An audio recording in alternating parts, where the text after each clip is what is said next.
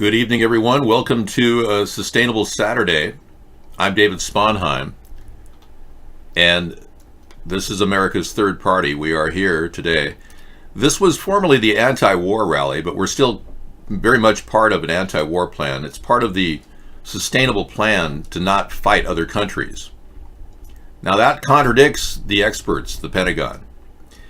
They did a study back in 1975 with the Rand Corporation that said, what would our country be like if we weren't at war? And the results were so disturbing that they didn't publish them. Until around 1995, someone from a Freedom of Information Act got information out and found out that the results were that our government believes that our country would collapse economically if we weren't at war. That's why we've been at war most of our history, in case you were wondering. Now, that's not a statement about the benefits of war and how it'll help the economy, because in those ways, war does help the economy. All wars are bankers' wars. They expand credit when they feel they're being attacked. Well, our government decided to create the enemies, putting the fear of terrorism in all of us, thinking that if we don't fight it over there, it'll come here. And most voters think, yeah, that's why we are at war. We have to fight terrorism. So you got this little game plan worked out with the CIA and the government to push us deeper and deeper into wars around the world. And the people that run the show really want to just keep this country rolling along and producing military hardware and ordnance that kill people. I live in an area where they fly huge planes above my house, 5 F-35s, F-18s, and they're pushing the envelope on this entire process. They're pushing the planes to their max, so much so that the planes, when they land, they have to be put out with flame retardant. And the Navy sprays flame retardant on the engines because they're so hot. Now the problem is flame retardant is a known carcinogen. And the government found that out. By the way, my tie has all the presidents on it, in case you're wondering. I decided to wear it on Sunday, too. It's no longer a Freedom Friday tie, because I've got enough ties to wear on Friday. But they found out that flame retardant is toxic and carcinogenic at as low as 1 part per million. Well, in our groundwater north of here, 10 miles north of here, and 10 miles south of here, the Navy has measured 400 parts per million in the water. But guess what? They still don't want to stop using flame retardant. That's how much they want to keep this war machine going. They still use it, and they don't really care about the population. They could kill us all off fighting their wars. They don't care about us. And that's kind of true across the globe. They'll be willing to kill off people all around the world, making unnecessary strikes on innocent people like Donald Trump has done twice, where he killed over 30 people with unmanned aerial vehicles, and he didn't even apologize. When he was president for 8 days, he ordered a strike on a village in Yemen that killed an 8-year-old girl and 29 others. None of them were terrorists. The military said, don't do it, we're not sure. He said, no, I want to do it just to look powerful. He killed innocent people. And he did it again a few months ago. And maybe his strike against Soleimani was an accurate strike, but they'd already said and released the rights to attack that guy 7 months earlier. They could have attacked that guy 7 months ago, but he chose to do it right around the time of the impeachment, which means he's looking for a way of getting out of the real charges that are pending. Everybody's looking at Donald Trump now that Lev Parnas has revealed real solid evidence that shows that Donald Trump knew about it, the quid pro quo, that shows that even Mike Pence knew about it. And worst of all, William Barr knew about it. Lev Parnas is really spilling the beans on Donald Trump, and his Trump lawyer dismisses the new evidence, including photos of the president with Lev Parnas. Donald Trump said he never met the guy, but he's been in 10 photographs with the guy. The guy put his arm around Donald Trump in one of those photographs. It all points to Donald Trump being a complete and absolute liar. And now the truth is getting more and more real every day. Trump's defense team calls the impeachment charges brazen as Democrats make the legal case. There's more than enough evidence to incriminate this man. And they're doing it. I believe the Democrats are going to have to go back and come up with another couple of articles of impeachment if these two don't pass muster. But when I expose the fact that Mitch McConnell is getting money from a Russian oligarch, the same Russian oligarch that gives money to Lindsey Graham, these facts should be out there in the forefront of the mainstream media, but they're not being talked about. So they're trying to cover this up. And why would the Democrats not make a big issue about this? Because the Democrats have been making money on foreign donations. That's why. They don't want to cut back their little gravy train of money coming from Ukraine, like Donald Trump said. Joe Biden did get money from Burisma. Yeah? So believe me, the Democrats are not squeaky clean either. There's corruption at both levels of both parties that really is steeping deep. Still waters run deep, and both these parties are corrupt to the core. That's why I'm urging everybody that can possibly talk about this to tell people about this third party and how we're being censored on the media that we use. Isn't that interesting? Yeah. Look, game show contestants can't possibly get all the answers right, but British actor Amanda Henderson made a big mistake on BBC quiz show Celebrity Mastermind on Thursday, asked to identify the Swedish climate change activist whose book is called "This Is Us Being Censored." A clear handle on this. I'll find out if the problem is on my end. Just take me a second, or a little bit more than a second. Hang on.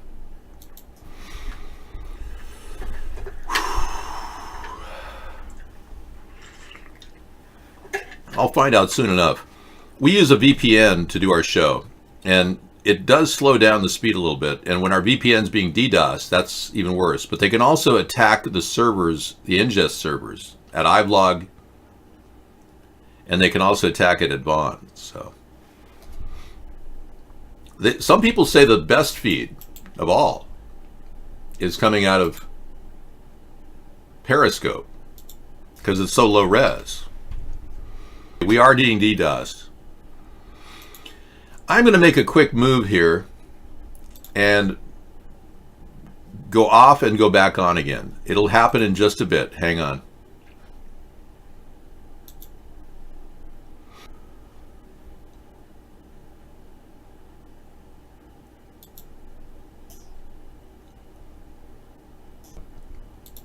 But we are having DDoS attacks right now in the show. Yep.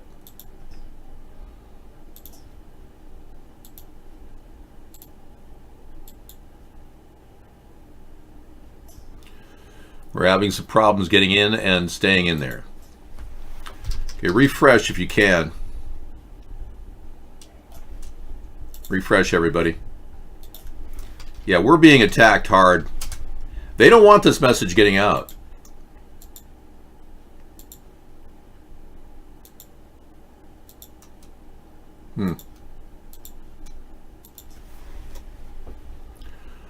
Representative Maxine Waters says she was talking to Greta Thunberg. It was actually Russian trolls.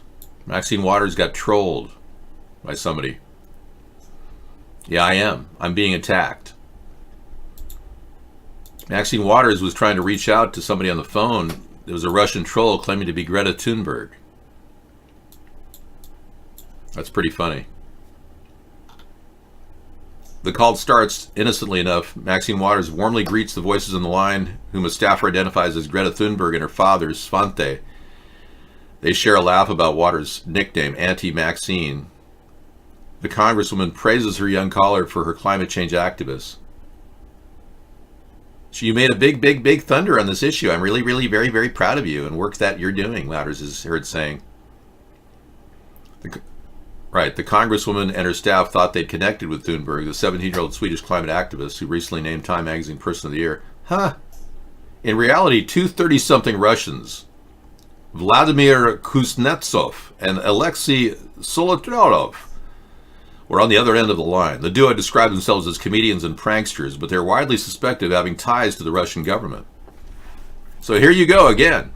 Our own Congress being attacked by Russia, and Donald Trump continues to say, oh, no, Vladimir Putin assured me they didn't do anything in the election.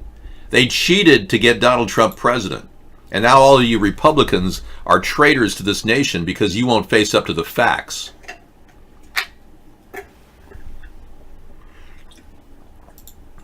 Okay, tell me, how's video?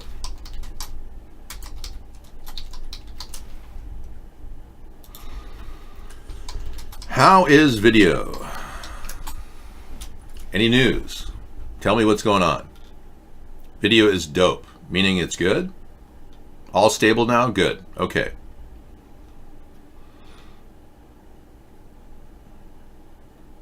Four killed, one wounded in a Utah shooting. Thank you. Huh. 3 children were among the 4 people who were found dead after Friday in this little house. A shooting in Grantsville, Utah. Of the victims found in the home, 1 was an adult female, 2 were juvenile females, and 1 a juvenile male. Police responded after a person who's unrelated to the family called 911 after coming to the house. The person drove an adult victim with injuries and the suspected shooter, who was under age 18, to the hospital where the teen was taken into custody. So some teen went crazy with a gun and killed 3 people, injured 1 other person. Shockwaves of heartache reverberated throughout the tight-knit Toole County community. Wow. We were devastated and so deeply saddened by what has occurred. We love this family and we will support them and the rest of our small community as we mourn together. Huh. No real reason why this storybook home was driven to the point of murder.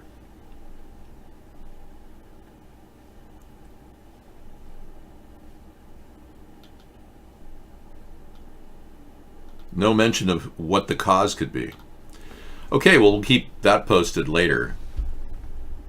Okay, more stuff on Ilhan Omar. Her ex-husband Ahmed Hersi remarries 37 days after their divorce. Now, ICE is looking into Ilhan Omar's marriage of her brother, when she married her brother to give him U.S. citizenship.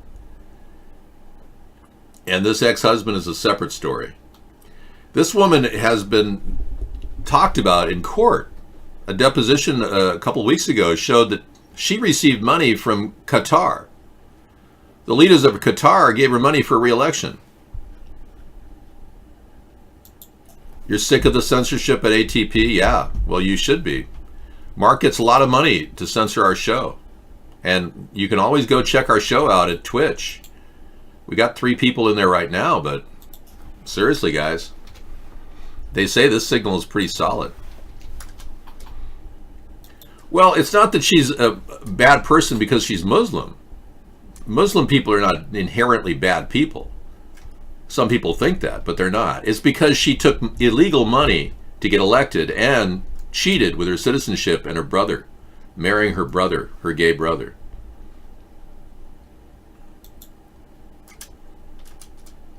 Yep, and they're making lots of money doing this. I believe Mark bought Twitch, yes, for $3.2 million, but you don't have to believe that if you don't want to. Okay, that's one story down. At least they're investigating her. Trump's mob connections. There's a reason why Trump's behavior is so mafia-like. Remember I talked about this last night. In 2008, Donald Trump couldn't get any credit. Nobody would give him any credit because he basically spins through the money. He doesn't earn more. He borrows incessantly. But in 2008, he turned to the friends of his son-in-law, Jared Kushner, the people at the Chabad Leibovitch synagogue in Long Island, New York, where it connected all the dots for Donald. He got contacts in Russian oligarchs, Zionist oligarchs, AIPAC, you name it, all gave to Donald. And by 2009, Donald Trump was running around with suitcases full of cash. Yeah, that's what's happening. And it's no doubt that this guy has all these connections because we've got ample evidence of it. He used to know the Gambino family. He probably still does, even after Frank Cali died. Somebody came in our show and said that Frank Cali, before he died, was running around telling people that Donald Trump owed him a lot of money. And then he died. Frank Cali was shot in the front yard by some itinerant guy who probably was told, "Hey, you better do this or we're going to blow your brains out." So the guy probably, ended up hurting Frank Cali over that. But that's what somebody told me. Captain Howdy told me that. He claims he's a mobster. I can't verify anything I just said. But anyway, that's kind of how it is with the mob activities of Donald Trump. You can't verify anything because, everything's done secretly through cash, But the alleged Russian mobsters in Trump's orbit are a dirty dozen. The impeachment investigation will have a constant background of Trump's most important and long-lasting connections to Russia through alleged mobsters. Yeah. You keep opening up the things, the Russian nesting eggs, you keep running into a new mobster. Yovanovitch ran rings around the GOP in the impeachment hearing, according to this article. The Daily Beast has it. Some have rap sheets and did time. Others wound up living in Trump Tower. The FBI didn't have an illegal tap on Donald Trump at the Trump Tower in 2013. They had a legal tap on the tower because they were tracking money launderers that were Russian living at the Trump Tower. Now, I'm wondering if Donald Trump comped those rooms. I don't know. I've never seen the receipts, so I can't tell you. But if he comped those rooms for the Russian money launderers, that would be illegal, aiding and abetting a crime. But does that stop you Republicans from supporting Donald? No. You still think he's completely honest. Well, what makes you think our own government isn't the mafia, Monk E? Yeah. Our own government has been run by the mafia since JFK got his head blown off. That's not a good number here. 88 is connected to white supremacy. You're not allowed to use that here. No, it doesn't. Monica, you too. Yeah, so Semyon Mogilevich. One name consistently hangs over all the discussions of the globe-trotting Russian mafia. And while there's no evidence he and Trump ever met face-to-face, there are multiple connections that lead back to him. Think of him as the spider at the center of the web, or the drain that sucks everything in, especially money.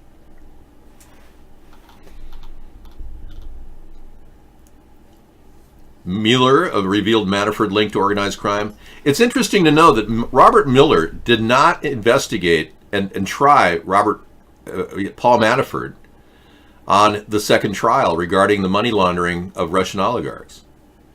Robert Mueller stopped short of the second trial against Paul Manafort. He still hasn't been tried for a second trial. They got another 9 felonies to go with Paul Manafort, but somehow the story's kind of gone limp.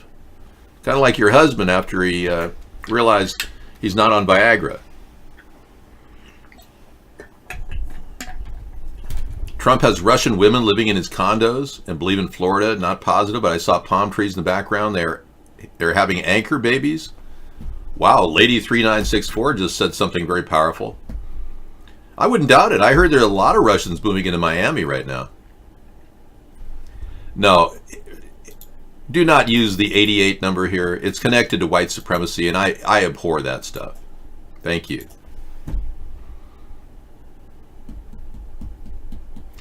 Well, we could go on and learn more about Russian oligarchs if you want, but what's the point?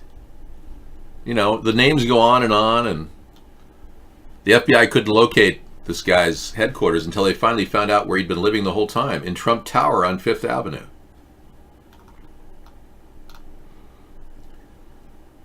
Vyacheslav Ivanikov. Okay. Felix Komarov. Edward Nektolov. David Bogatin. Felix Sater. Donald Trump said he didn't even know Felix Sater.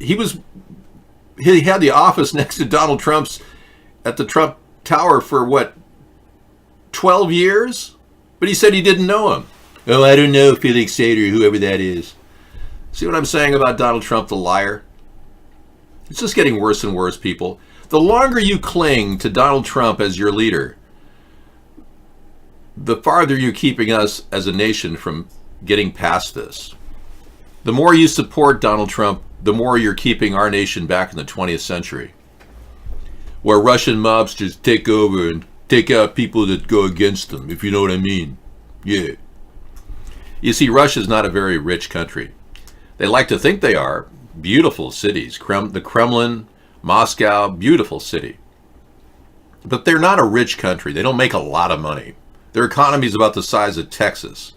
So they make up for it in conniving corruption, manipulating politics, and controlling the two biggest economic leaders, China and the US, and now Saudi Arabia.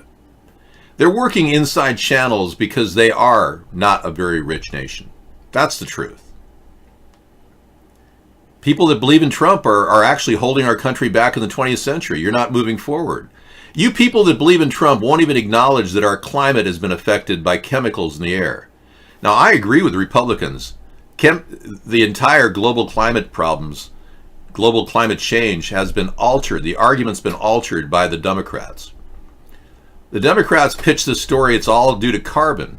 No, the Democrats are wrong about that. But you Republicans don't have the answer either. None of you seem to understand that the people that run our world are manipulating the weather, creating the problems we're having right now. They use weather modification daily. I'm not making this up. This is what they do. They're purposely altering the weather that we live in. They're trying to pitch their idea of cap and trade, the Democrats are, pushing a tax plan which has no proof or merit.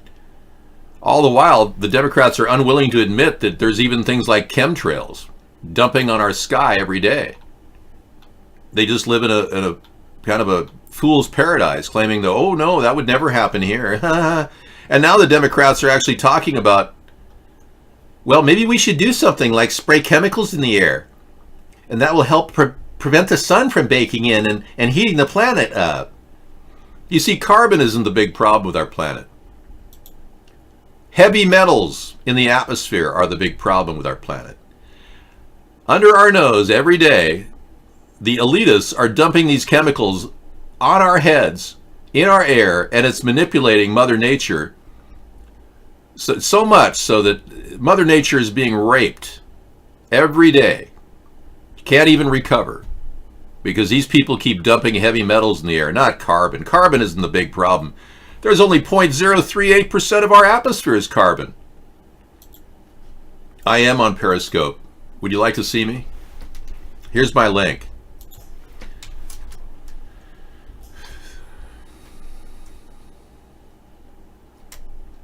The X-37B looks like a shuttle, is a space drone. And the USA are the only ones to have one so far. Yeah. I can only reveal what we know about the X-37B. But, you know, we've got ample photographs of the X-37B from various studies done on the X-37B. So, you want to talk about it, we can certainly talk about the X-37B. But what's the point?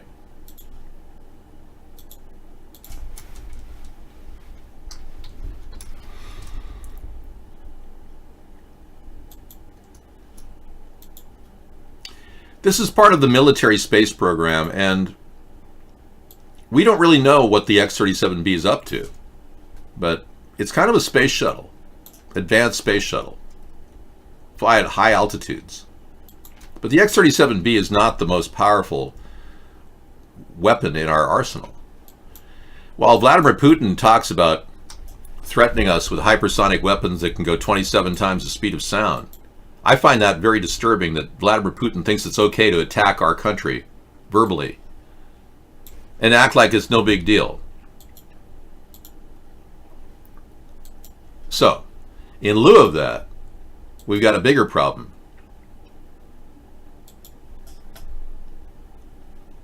The TR-3B. Yeah, that's something that the government doesn't want anyone to know about.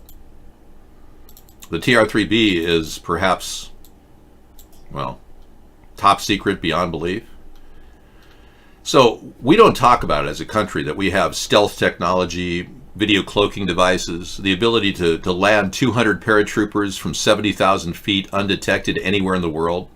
We don't make a big deal about the TR-3B, Astra A or Astra B. But here are photographs of it.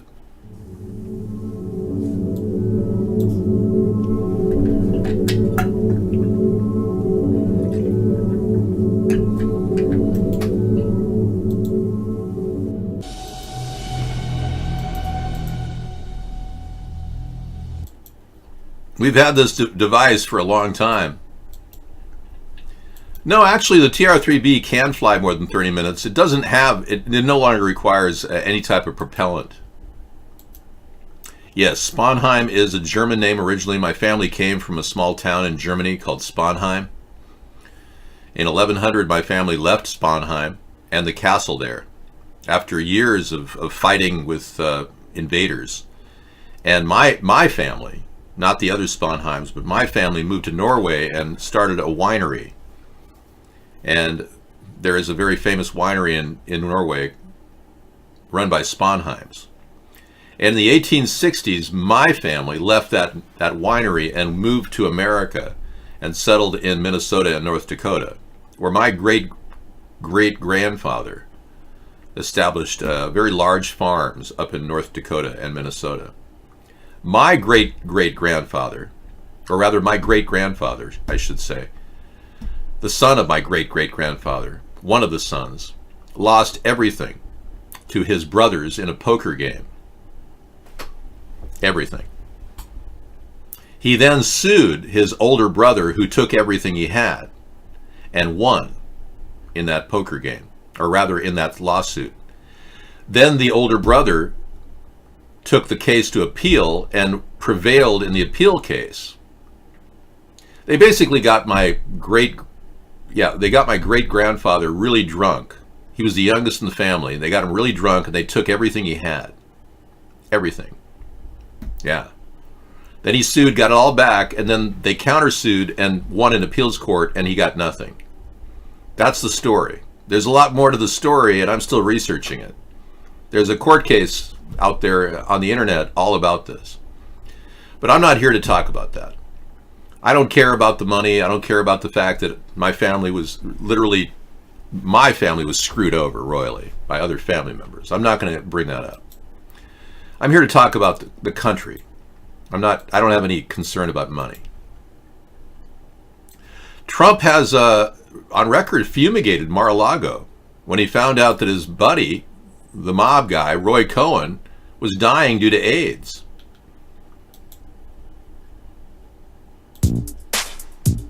So Syria was lost long ago. It was lost long ago.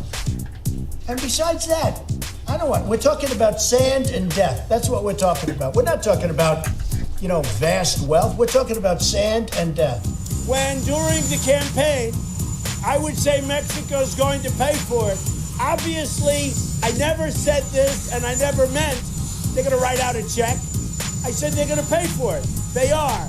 When you look and when you listen to politicians, in particular certain Democrats, they say it all comes through the port of entry. It's wrong. It's wrong. It's just a lie. It's all a lie.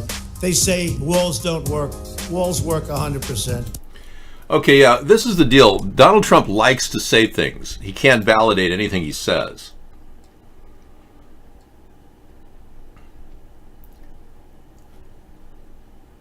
Okay. Donald Trump is so much in the pocket of Vladimir Putin that Putin is now saying that Trump, due to his intelligence, foiled an attack in Russia, according to the Kremlin. Talk about two people in a bromance. That's right. Trump took 15 of my ideas, claiming that they are his own. They're my ideas. Even the 1,000-mile fence is my idea. He called it a wall, said Mexico was going to pay for it. So Moscow says it initiated a call between two presidents in which Russian leader voiced gratitude of counterterrorism help. Yeah, sure. Blah, blah, blah. What a crock of crap. And just yesterday, we found out that Russia intelligence had hacked into the Burisma Corporation, no doubt to find dirt on Joe Biden for Donald Trump. So literally, Donald Trump is getting a direct link to Vladimir Putin whenever he wants help and support. Russia is now doing his hacking. Remember when Donald Trump said, Russia, if you're listening, I want all of the emails from Hillary Clinton exposed? That was espionage, by the way, when he asked Russia to cheat in our election. So Donald Trump invited Russia to cheat in our election. And we know for a fact that Russia did affect the election in favor of Donald Trump. We just don't know exactly how. There's nothing good about a person who works for Russian oligarchs for cash, which is what Vladimir Putin does. And there's nothing good about somebody clinging to power and now trying to maneuver so he can become prime minister again and avoid the laws in Russia to continue the reign of dictatorship he has over that country. There's nothing good about that. This is the deal. When people come in and call me a smartass and do something about it, I have. For 11 years, I have wakened people up. I've awoken the population. You, however, are still pretty much brain dead as a Trump tart. Because all you can think about is 3 or 4 things. Oh, it's all fake news. It's all a Russian scam. Oh, they're all lying. Oh. You have nothing going on in your head. When 17 people brought up truth and were witnesses to the quid pro quo Donald Trump did with Ukraine and Joe Biden information. Yeah. When 17 witnesses said that that's what the president did, Donald Trump's response was to attack the witnesses. Every one of them he called bad. Oh, they're very bad. Yovanovitch is very bad. Every one of them is very bad. Anyone who attacks witnesses is guilty. Okay? That's a classic sign of guilt. You should know that. Oh, they're all bad people, every one of them. Ugh. I not only have concrete evidence, I show the evidence every day in my show. Sarah's here. I'm going to relieve you of our guest 521 because he was obviously a Trump supporter who has no clue. Okay, so Sarah's going to give you a little bit of her kinder and gentler perspective. Donald Trump allegedly remarked that he had fumigated the dinnerware at his Florida resort Mar-a-Lago after his former friend and fixer, Roy Cohn, the mobster, was dying of AIDS. So he basically fumigated the whole place when Roy Cohn came to visit him. It's pretty funny. Okay, I think we're good. Got some stories here. If you guys want to track all of our links, I put all of our links in a file at Flipboard. And Sarah assisted me in getting a Flipboard account. And I put this in. This is all the Trump connections to mobsters. I'm going to put this in the category Trump sucks. If you want to find it, it'll be available for you. And we'll do the same with Trump's mob connections, so I don't have anything sitting on the board. So those are filed away. And if you want access to our Flipboard, it's one of 30 magazines that you can access on the internet simply by going to this link right here. Okay, I'll take that story in a little bit. Max, thank you. I'll talk about that in a bit. So if you want to access our Flipboard, here is the Flipboard link. Simply go to that link and go to the magazine that interests you. Trump Sucks is at the bottom. All right, thank you. Dave, do you know why Trump wants me as vice president? I have not heard that yet.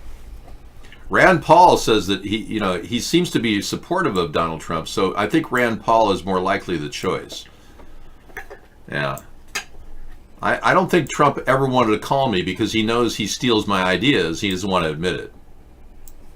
All right. I'll be back. Yeah, the elite just want someone they can control, and I don't think that's going to work for them. Yeah. They said David didn't play that game.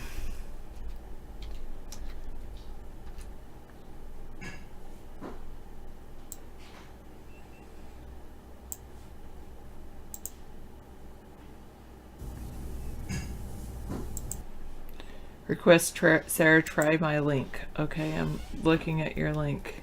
Greta Thunberg Jr. looking at Soros. Oh, that's so funny.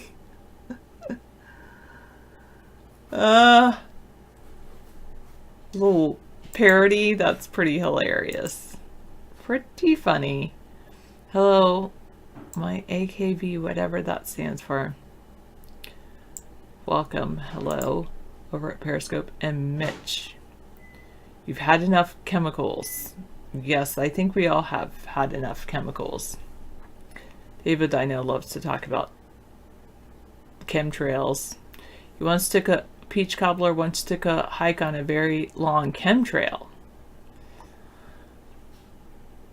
I know, it is. My sweater does look like a basket. It's so cool. I love my sweaters. David says he loves my sweaters too. Sarah time! Yo, you're calling me honey cakes and what's up, dumpling? I don't know if I like to be called a dumpling. It's kind of like, I would love to be called darling, but not dumpling. Thank you. I'm a great addition to David's show, you believe. Maybe, Antique. Have you ever seen that video, The Day After Tomorrow? Yeah. Mic drop. Heavy particles don't stay in the air. They fall because they are heavy. Love it, Smudge the cat. Oh, goodness. You're afraid Mad Dog's binge drinking? One is too many and 1,000's never enough. Not egg roll, mic drop. Okay. You can go fishing with my sweater? What do you mean by that? Oh, you put time to... Oh, thanks. Thanks, Super Dave. I appreciate that. The happy faces are better anyway than the little Satan thingies. The emoticons, those are really weird. Oh, thank you. I guess. If you think I'm smart, I think I just continue to learn. Always be learning, and it's good to model that as well. I know I haven't been doing my learning on my coding because it just scares me, and I just very nervous for something like that. Can he show you some of those cheap houses for $10,000? Well, I suppose there might be a cheap house for $10,000. Well, let's see. I don't know if Zillow has houses for $10,000. Let's see if they have like a whole US map. That would be good. It says enter address, city, zip code, neighborhood. What area would you like to live for a house with $10,000? Detroit, Michigan probably has houses for $10,000. I'm guessing. I mean, I could be wrong. Oh, snowstorm? Maxed out credit doesn't like that, but that's okay. He has plenty if all the old ladies around him will just turn up their temperature 2 degrees and they'll be like, I think I'm gonna go roll around in the snow. It's so hot in here. Alright, let's see. For sale up to 10 million. No, I want minimum of 0 and a maximum of 10,000. Add 10 million. Done, and we'll do for sale. Done. Wow, nothing in Detroit. Let's remove the boundary. We'll move out and see if there is 10,000. I don't know where that would be. Remove all filters. Okay, so here we go. Yeah. Wait. Price. I do want it. Minimum. 0 max.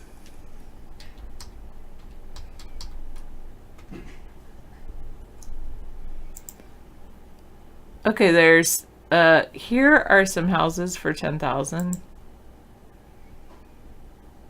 They might just be land though.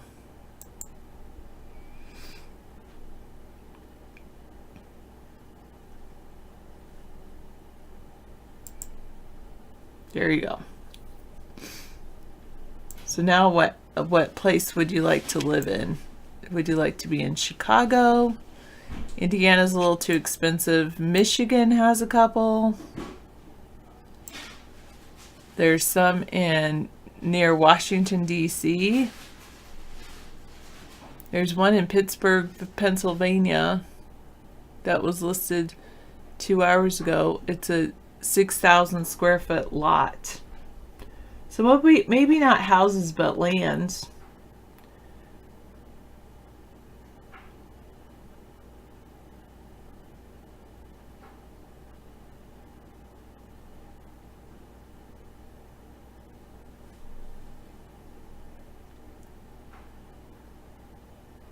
Yeah. Cute.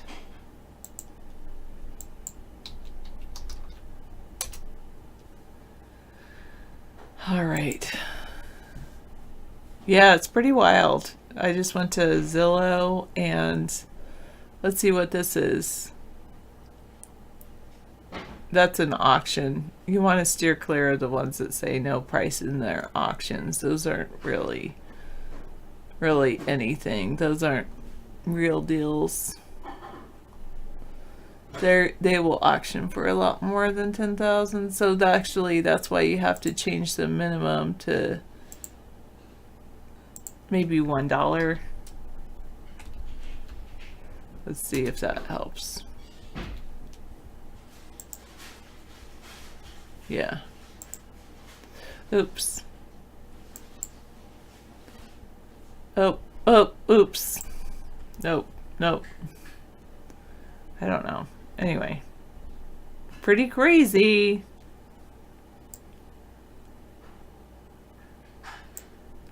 But it is wild. There's all those houses. I don't think there's as many on the East Coast or the West Coast as you notice. Like, once you go basically past the Mississippi River, the only thing that's that cheap it's either in Arkansas or, I guess there are a few down in here, but Colorado. Anyway, mostly just land. Anyway, moving on. From zero to coding hero with these beginner-friendly courses. It's a good idea.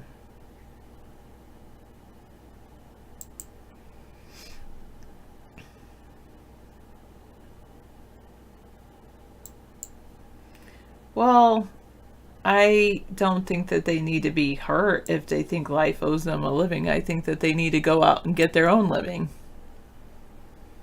Learn JavaScript, Python, Ruby, and much more in bite-sized lessons.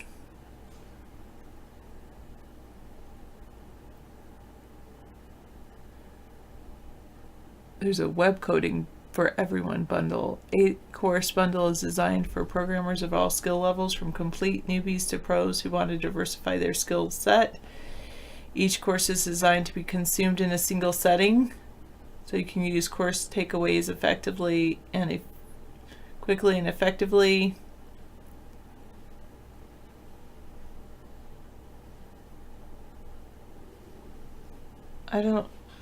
So these 8 courses would normally cost $1,600, but I can get the bundle today for just $29.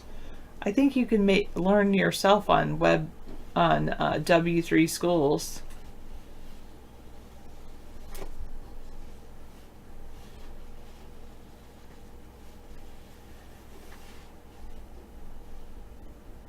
Yeah, I know, over here, right? Because I was eating chocolate, and that's what happens. Sometimes I had a little bit of acne. So, yep.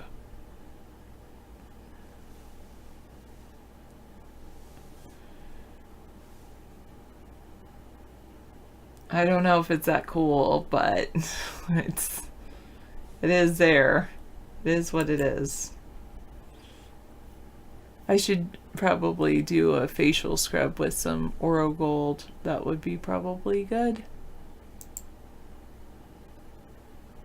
It means I'm aging slowly, or it means I'm eating too much chocolate.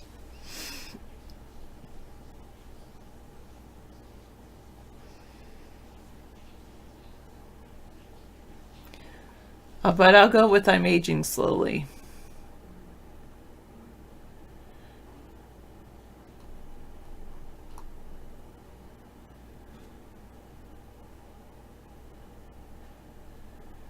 So the National Interest magazine blogs military, economics, technology, and regions.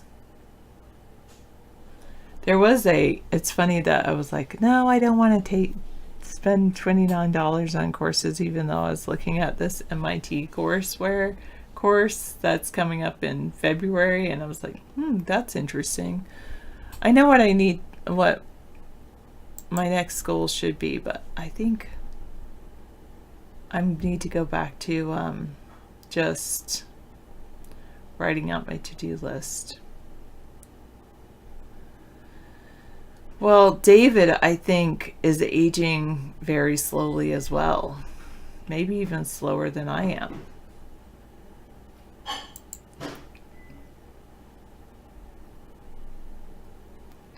It's fine. I love fries. I don't take anything personally. Hello, the Untouchables 30.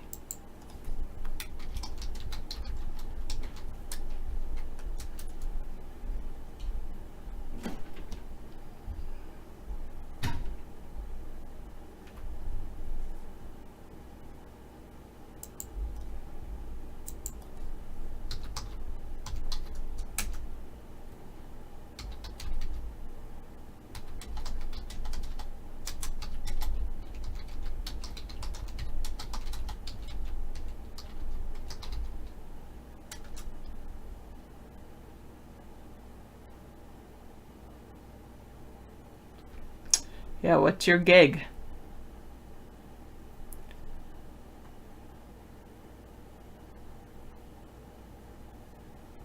I'm not going to microwave anyone. I am going to... What am I going to do? Maybe I'll look at W3 schools and see where I left off.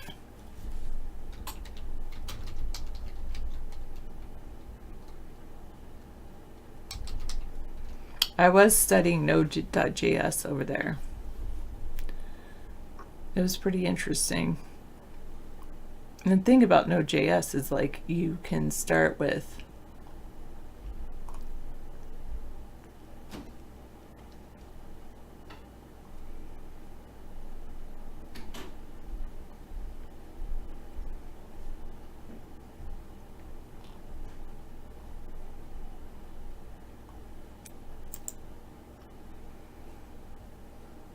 not just the Node.js stuff, but then it gets into Node.js MySQL and Mongo database and Raspberry Pi and WebSockets. Ooh, that sounds fun. And it has the Node.js reference.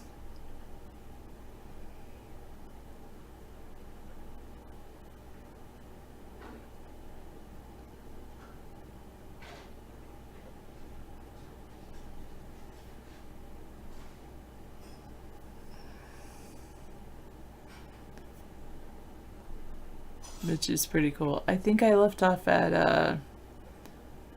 the Node.js file system. It allows you to work with the file system on your computer. It's really intense. You can read files, create files, update files, delete files, rename files. When I started looking at this, I was like, ooh, that's kind of a little scary, actually.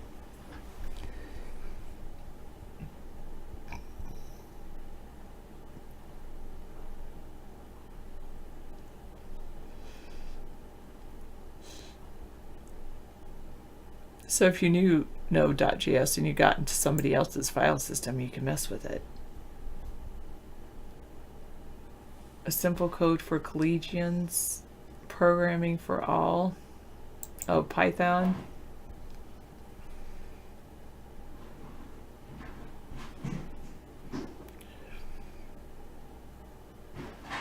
And there's a URL module. I'll show you guys this. The URL module splits a web address into readable parts.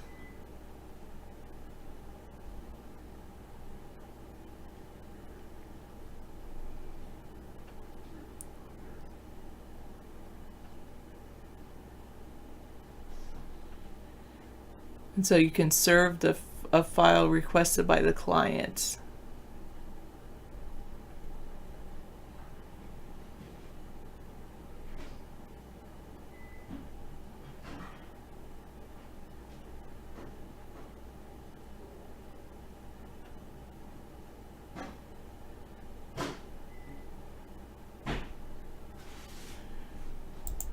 I don't know what NPM stands for.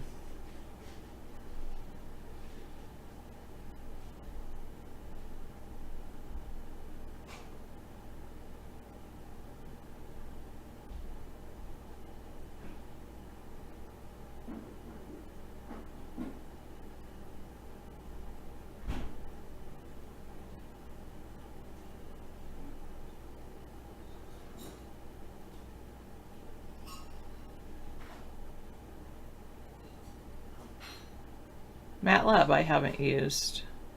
I don't think. This is a cute article. I will say that. Thank you. I like this smooth edge daisy you're pampering me with. Focus on me, paranoid and cool rocks and antique. Is this the news?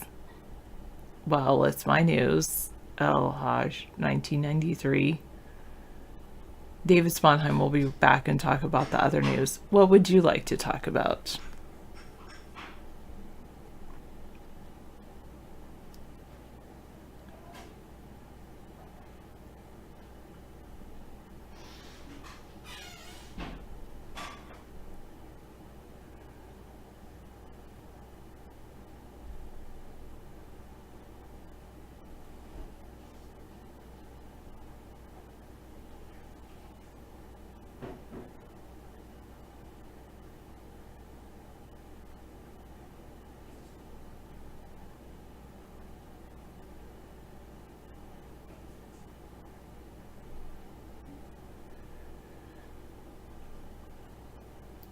Cocoa butter. Nice. I also like almond oil. That's really good. Oh, NPM, a package manager for Node.js packages or modules. I think I did look at this. It's already ready to use when I have Node.js on it. Pretty cool. A package in Node.js contains all the files you need for a module. Modules are JavaScript libraries you can include in your project. So I did play with this last time. A year of the rat's coming. Here's what I need to know about Chinese New Year. It's usually in February. And they have, I think, 12 animals that rotate through. And I guess you could go back and find out which animal you're on. And it's a little bit like astrology, where they think if you were born in a certain year, then you have certain traits. I don't know about that. Even though I did like how to analyze people on site, which is a little bit different, odd, whatever. Not related to Chinese New Year. The rats symbolize vitality and intelligence.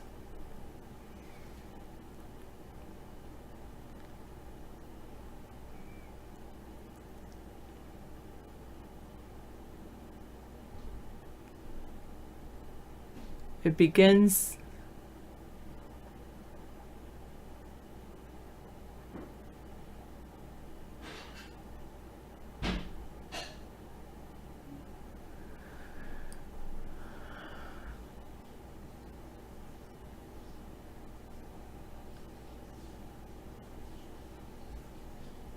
Okay.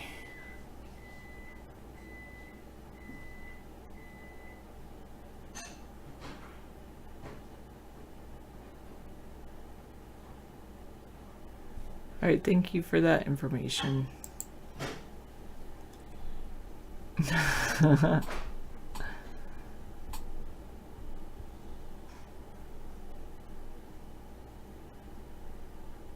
That is pretty funny. Bye, Paranoid Rizla. Alright, and now Nero just typed in aquaponics.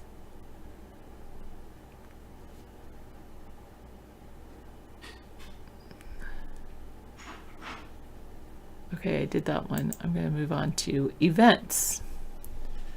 Node.js is perfect for event-driven applications. Every action on a computer is an event, like when a connection is made or a file is open. Objects in Node.js can fire events, like the read stream object fires events when opening and closing a file.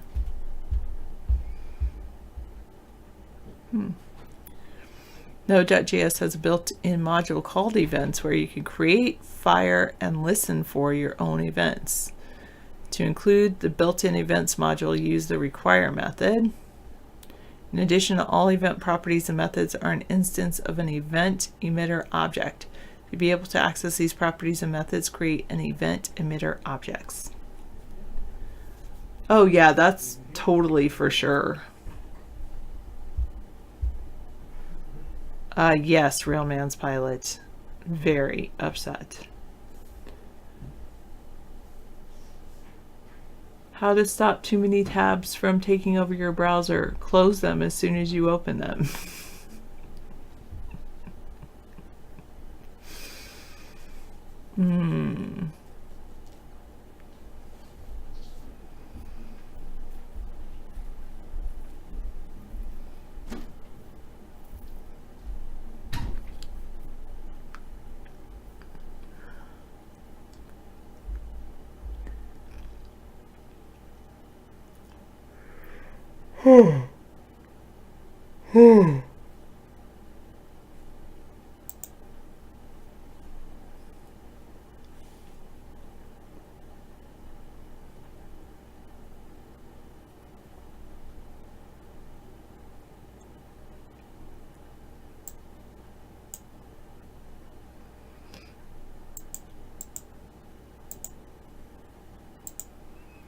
Okay, good.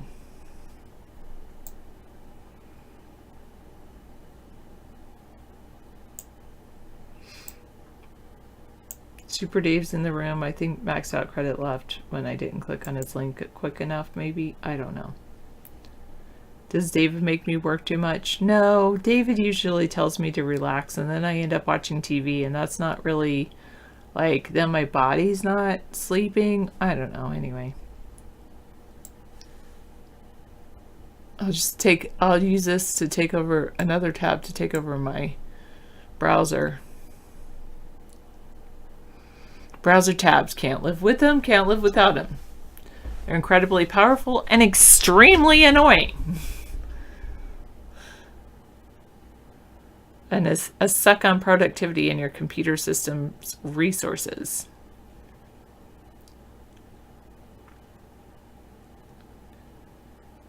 In the early days of the web, we mostly made do with a single tab for our browsing. You loaded up one page, and then when you were done with that, you loaded up the next one. If you really wanted to treat yourself, you might open up a second browser window.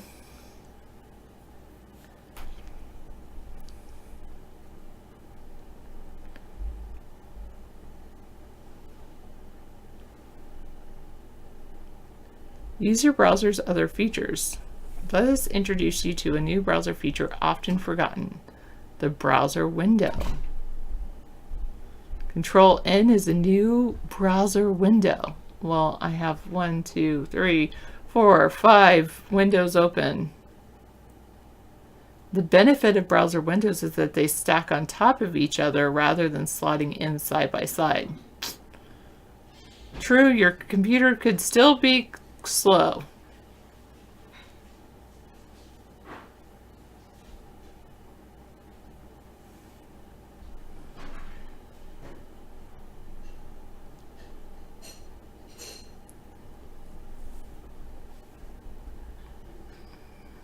And don't forget about bookmarks. Keeping research and read it later lists in order. That's a good idea.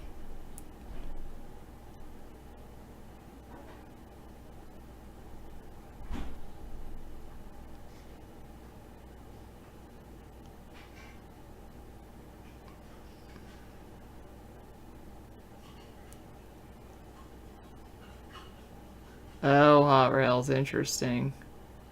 Here's some free fries that we've totally... Oh, gross.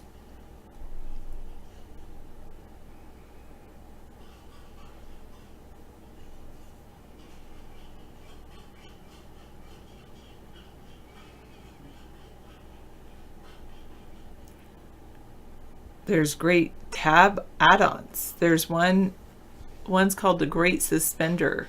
It suspends tabs that you haven't looked at in a while, freeing up system resources. You can choose how long the add-on waits before suspending tabs, set certain sites and pin tabs as exempt from the process, and set several more customization options. There's also the tree style tab in Firefox.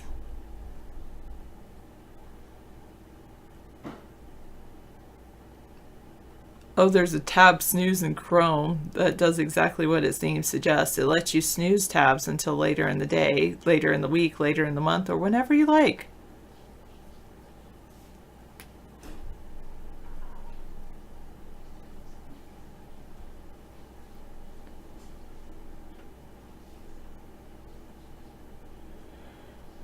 Huh, that's pretty interesting. If you must open multiple tabs, and maybe a few more than you should, then All Tabs Helper in Firefox can come in handy. Lets you manage your tabs and lists for quick opening and closing. It can spot duplicate tabs, lets you search through tab titles, and much more. An X tab in Chrome limits how many tabs you can have open. Ooh. But pin tabs, tabs playing audio, and tabs you haven't looked at yet are exempt. I should secretly add that one. I wouldn't do that.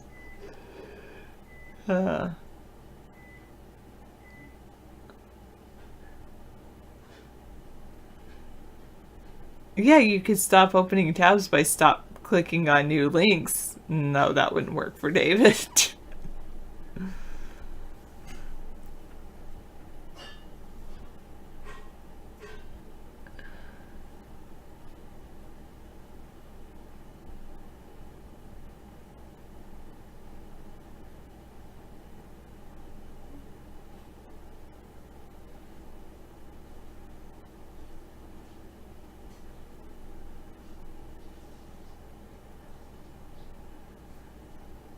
Yeah.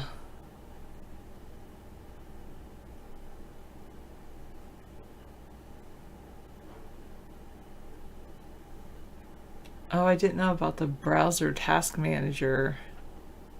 It can help you figure out which tabs are using up the most memory and CPU time, and give you some clues about which ones you should be getting rid of.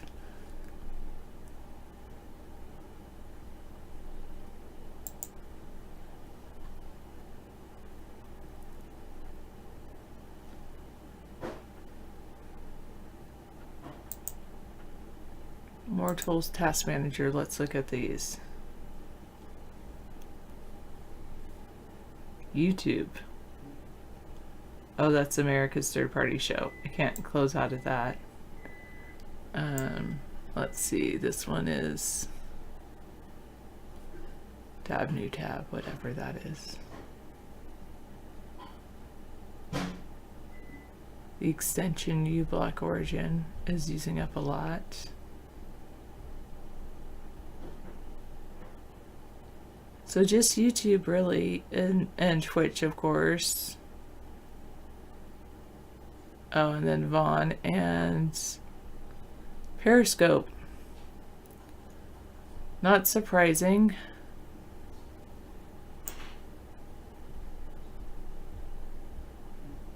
That one's weird. I should get rid of PolitiFact.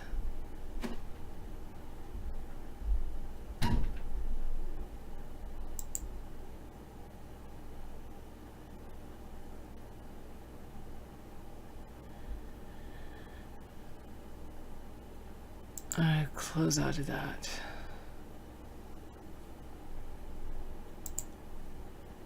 Okay.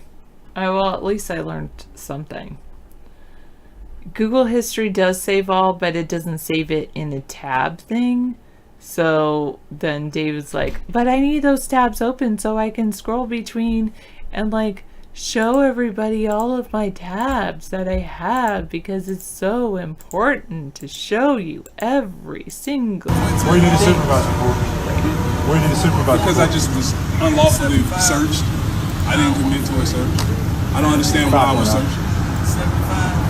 I'm sorry, what? I didn't hear nothing you just said. All right, anyway.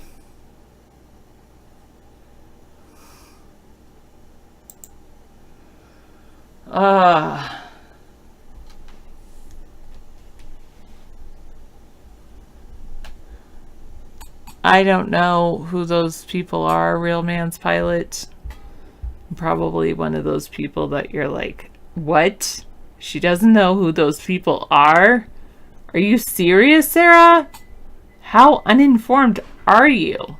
Well, I don't think they like affect me personally, so. Oh, UFC fighters. Then I definitely am not pulling for either of them. I'm not a fan of fighting. I'm like, let's sit down and have some tea, people. Maybe a little bit of chocolate.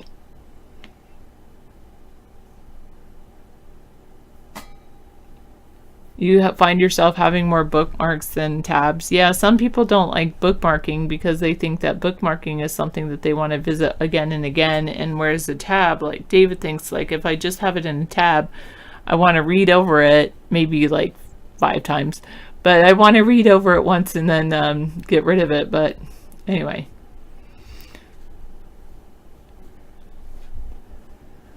I mean, to each his own. You can like UFC fighting.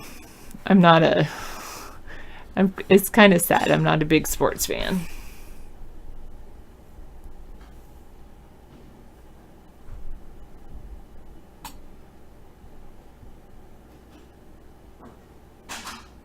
Really, Pirate? Where do you think they've gone?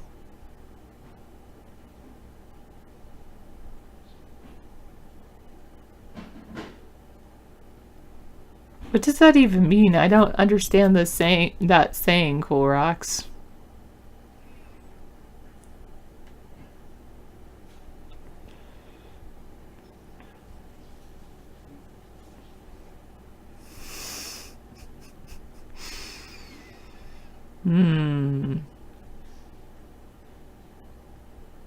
Okay. Good to know. All right, I think I'll help David by at least closing out of the tabs that I have open.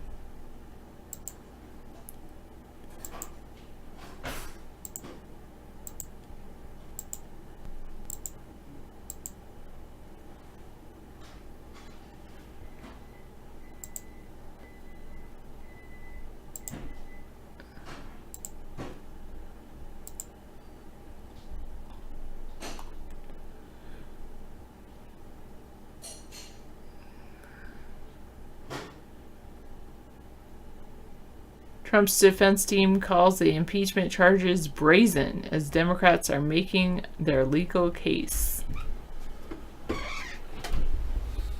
Okay, I made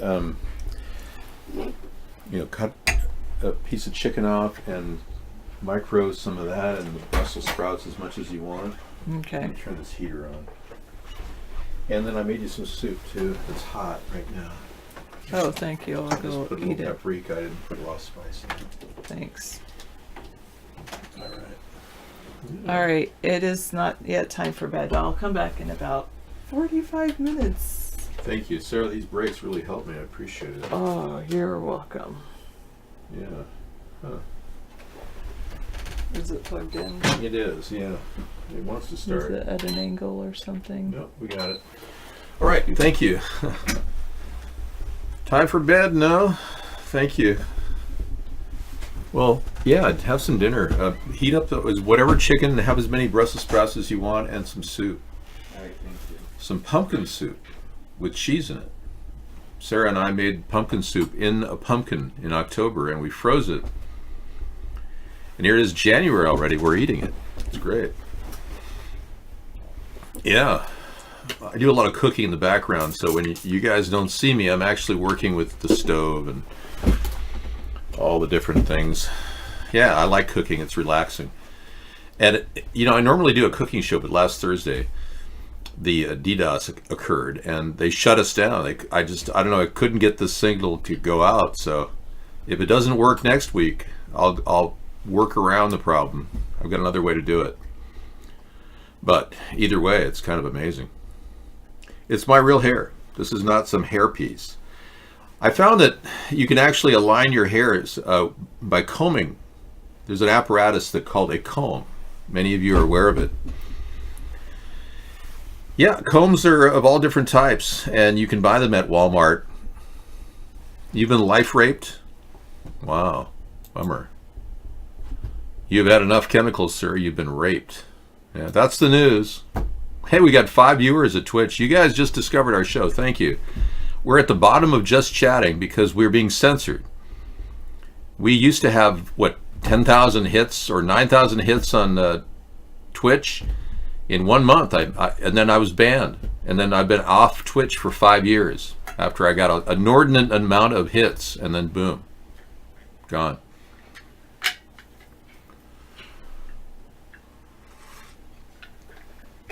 Okay. Delta jet fuel dump unlikely to cause long-term health problems. That's just not true. Little kids that breathe diesel fumes from diesel dropped in their heads, like the 4 elementary schools that in Los Angeles that were just recently dumped on. Well, thank you. Good night. Take care, Cool Rocks. Thanks for enjoying the show. Unlikely to cause long-term health problems, like they even know. I'm amazed they're allowing me to look at this article. Normally they charge me. Delta jet experiencing engine problems showered homes and schools, 4 schools in LA with fuel. But Aldo Mauricio had continued to have difficulty breathing.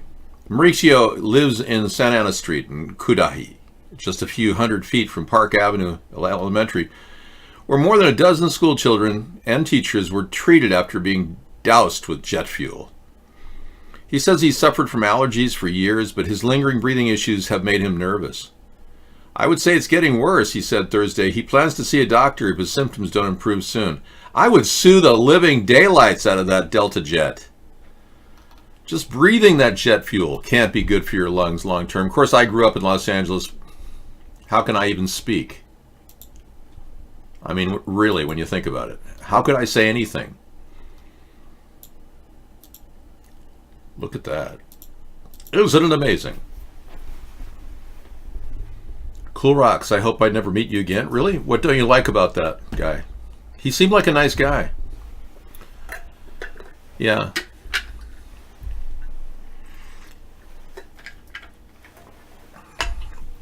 Happy Halloween, yeah. I know, you're kind of in another world. Many people are pretty much anesthetized right now. You haven't really gotten used to the fact that it's 2020 yet, have you? I know. It's like, dump, dump, dump. How did this happen? The slow dripping of time ticking away, forcing us to exist every second of the day. And now we're here at this junction, the 2020 junction. So what are we going to do? Are we going to watch the world deteriorate and let pollution, plastic waste permeate? Or are we going to gather together behind the Democrats and support some taxation on mankind, which we don't have enough money to cover anyway? You see, the poor are really much poorer than they were, and this buoyant economy that's doing so great is actually only helping a few people at the top. And a bunch of people who call themselves Republicans who support America, and our Dow Jones has just skyrocketed over 29,000. And they're real proud of that fact. What they don't know is that Donald Trump and his numbskull economist, Steve Mnuchin, the Treasury Secretary, has borrowed $1.5 trillion to pump into our economy to keep it rolling. That's way more than Pat Paulson did in the 2009. I remember one day Pat Paulson literally lost our country $56 billion. But we're talking about $1,500 billion. 1.5 trillion, that's right, $1,500 billion. That's how much Mnuchin has stuck in the market. No wonder it's doing really well. And you know, China's doing the same thing. They're printing up money rapidly. The yuan is constantly being backed by their growth of their economy. And they think that's a good thing. Let's just keep printing up money. Yeah. The problem is,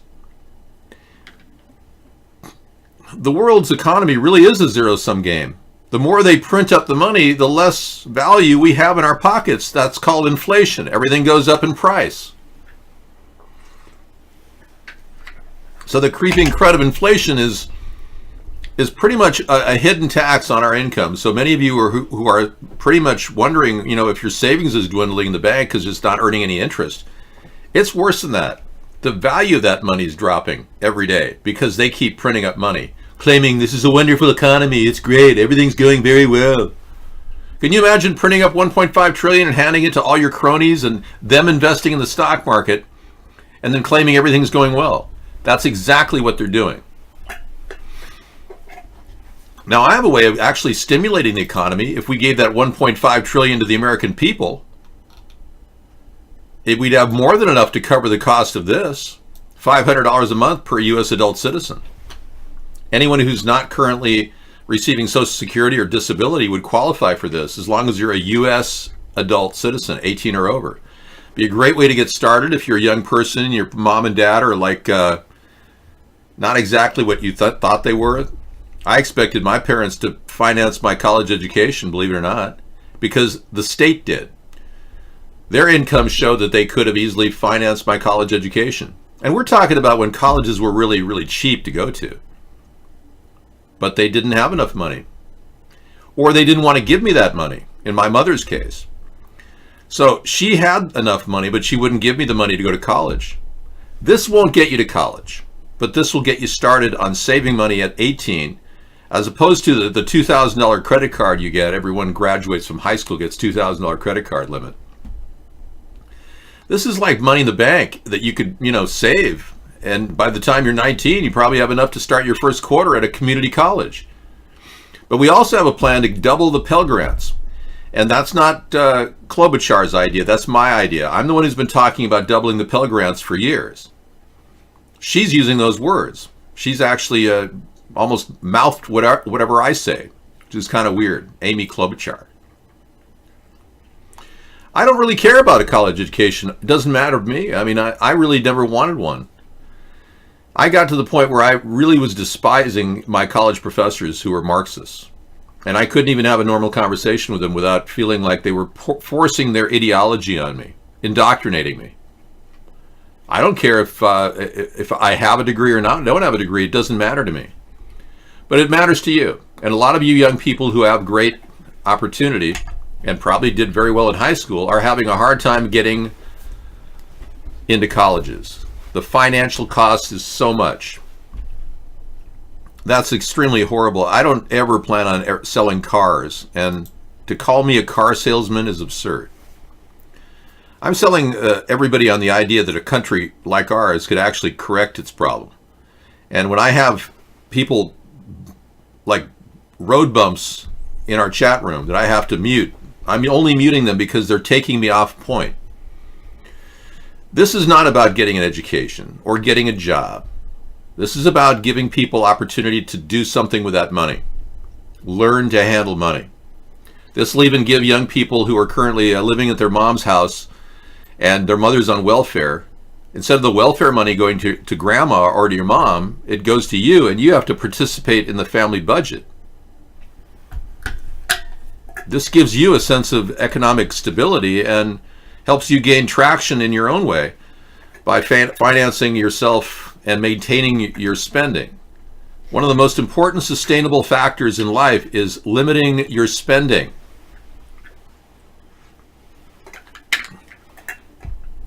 Now, I wouldn't have been able to retire or pretty much stop working at the age of 50 if I didn't know how to handle my spending.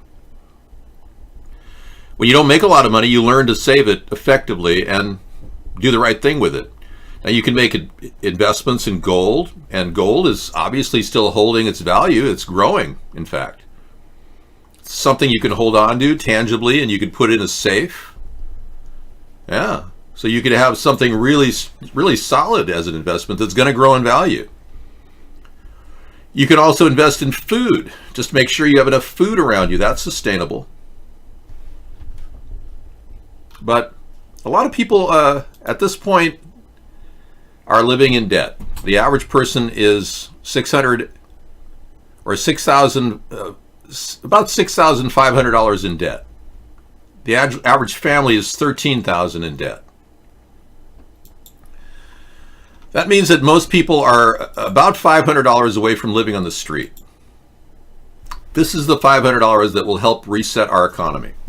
Now, say we get a targeted hit on our financial system, and there's a drone computer attack where everybody's credit cards completely hit the bank, rack up a full amount, overcharged, and your credit card company's calling everybody because some psycho, some freak decides to charge everybody everything and just have the computer system go haywire and force our entire financial system into a default. That could happen. And that's a problem because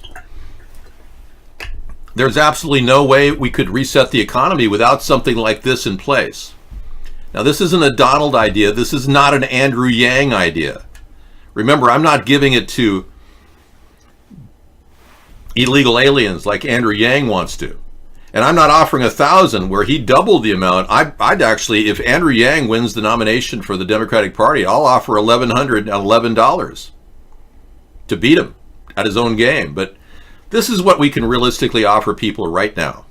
That's realistic.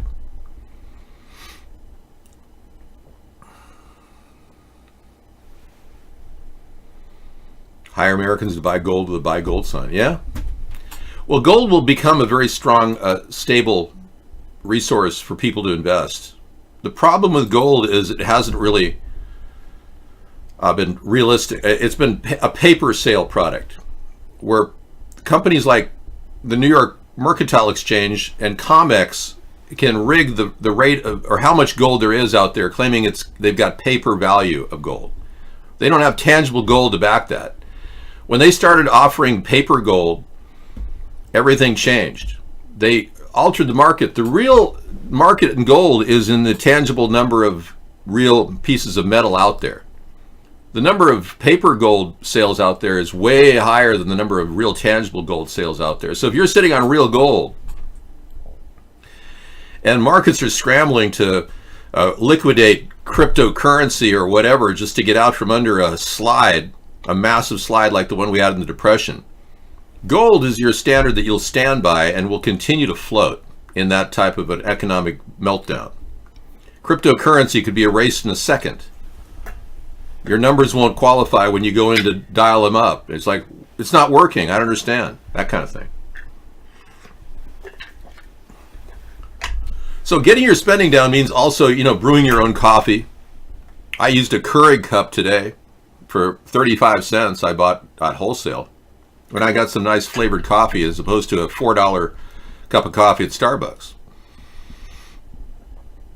Well, I believe crypto is an excellent opportunity for you to invest right now, I'm sure, in any different directions. We've got numerous cryptocurrencies out there that have potential.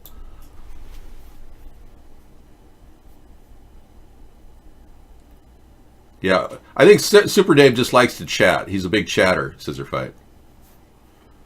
Yeah, he likes to chat. He just loves to see his writing on the screen. It's fine. I mean, he's a very talkative guy. That's cool. Yeah, so cryptocurrency could be a safe haven for you, but not like gold. You won't find the long-term plasticity You'll be able to get much more out of your gold and your silver if you buy silver bullion. It's very cheap. And I understand you can actually store your silver in up to $10,000 quantities, I suppose. Yeah. I think the government limits how much you can carry with you at any time in value. So I think if you're traveling, you can only carry $10,000. So some people carry a little gold, a little silver, and cash, if that's the maximum they want to travel with.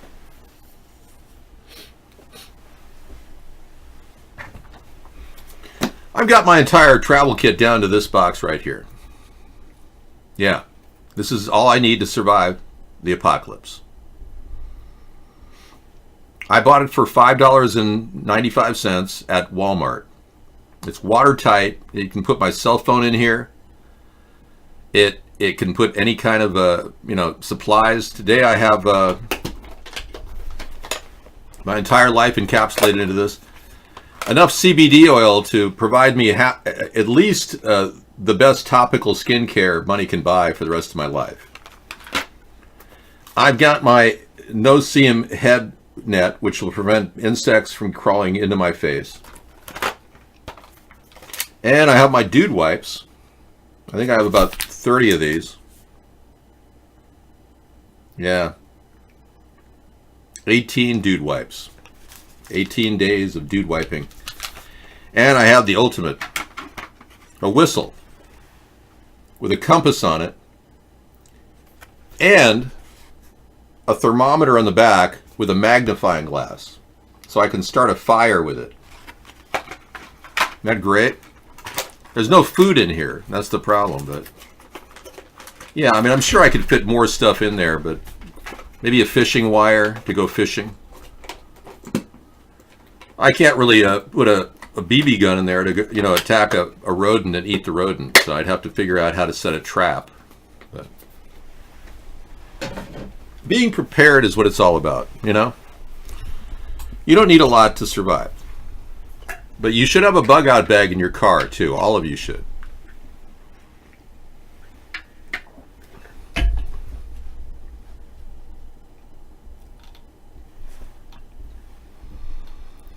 Okay, Trump impeachment acquittal would make me unhappy. He doesn't want Trump to be acquitted? What? Yeah, Alan Dershowitz is now claiming, the guy that claimed he wasn't touched by Virginia Giuffre and didn't know who she was, but then admitted she gave him a back rub. Oh yeah, that's the guy. Member of Trump's legal team says he's acting on the survival of the Constitution, but will have limited role in the president's defense. Wow. Kind of talking in circles there, isn't he?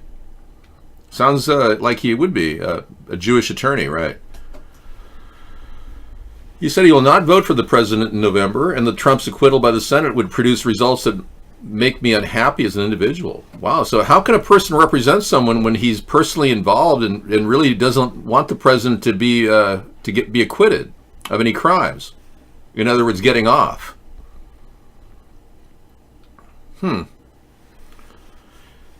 Okay, he likes to be controversial, a gadfly. He's been involved with O.J. Simpson, Jeffrey Epstein. Oh boy, he really was involved with Jeffrey Epstein. And he has a really nice blow-up doll in his house. We saw that on CBS News. No, I haven't seen the censored Conor McGregor fight. Haven't seen it, no. On Martin Luther King Day on Monday, I'm going to talk about Martin Luther King and how he liked to have sex with white prostitutes. That's why he died in a hotel that was frequented by white prostitutes. Yeah, and many of you don't realize that Martin Luther King was a segregationist. I know that kind of blows your bubble. Hey, Alf, hello. I support integration, but he wanted blacks only in certain areas. He wanted segregation for blacks. He just wanted blacks to get a fair, equal education like white people. But he didn't like white people very much. That's why he beat up white prostitutes, according to the FBI. Nothing for us to talk about there. You can go to Snopes and look it all up. They'll give you the skinny. And in this case, I do agree with Snopes. I don't like the fact that somebody would use religion like he did and then have a secret life of sinning and degradation. That's sad. Here's Bill Cooper, the Freemason, invention of baseball, bread and circus. Today, they just contracted to pay one player on one team $6 million a year. Can you believe this? And why is that? It's the Roman circus. What does the emperor do when the people become restive, and when the people are asking questions, and when the people don't like the policies of the emperor? He sends them to the circus. He creates a circus. He builds a giant coliseum, and he begins to throw the Christians to the lions, and he has great chariot races. And he's claiming that baseball is ostensibly the bread and circus that they feed us. All the sports are that way. Yeah, that's a good one. Thanks, Scissor Fight. We'll play that tonight for all of your edification.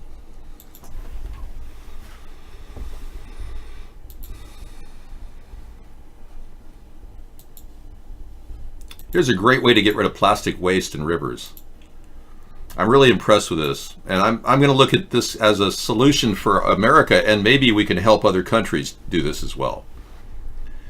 But these solar-driven accumulators of plastic waste can travel through the river, powered by solar power, or just maybe park themselves in a river, and the river goes right through it. It can bank the plastic waste into collector bins and then begin to store it in compressed areas. And I'm looking at a possibility of building a converter chamber that would liquidate or turn all of the plastic waste into liquid. Concentrated plastic can very easily be turned into oil, as well as gas and diesel, kerosene.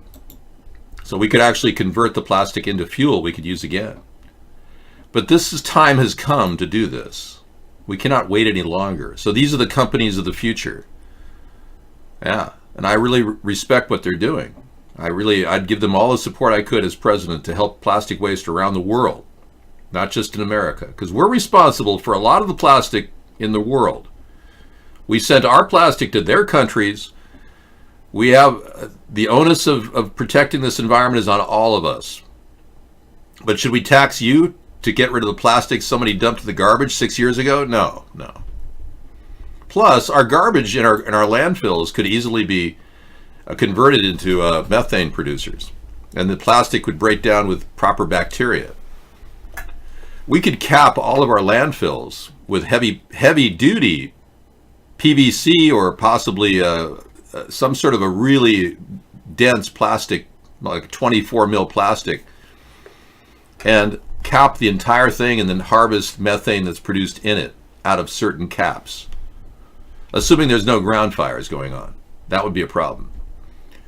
So this is just a theory that could be done to deal with a lot of the plastic waste that we've already put on this planet and begin getting rid of that mark that we have placed. Now, we're seeing plastic waste in our food. They've discovered microplastic in salmon spawning out there in the water, eating the plastic. It gets in their fiber, it gets in their food, and it gets in our food. It's in our body now. No, I did not invent the plastic collector. But what we need to do is get on this. Stop talking about it and stop the flow of plastic into our rivers. Now, at our website, we have all these great ideas to save the planet. Unlike Greta, who somehow believes that by giving the banks money and taxing everybody that we're going to save the world. I don't think that's going to happen. It's kind of absurd that we would even consider that. But Greta has said that. Anyway, we're going to get air filtration going in certain areas, like your car. Many of you close your windows when you're in a hot day in the car and you got air conditioning on and you're not getting filtered air. So imagine an American government involved in enterprises that would actually give you the ability to filter your air in your car. Wouldn't that be great? Yeah, like some cars have the HEPA filters already built into them right now. Greta might be a relative of mine. I don't know. I haven't traced her lineage, but she does look an awful lot like me, I admit. Everyone. It's Thursday. Yeah, Greta. She and I have the same look in our face. Oh, I'm sorry, I don't take phone calls right now. I'm resting. See? See how much we look alike? I could look just like her. Yeah. If I had like long locks of hair and was a transgender, yeah, she and I would look very similar.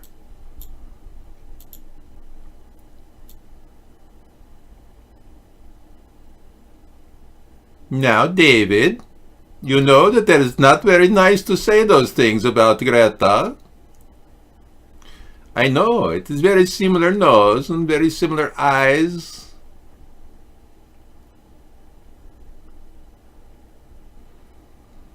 If we help the banks, they'll save the planet.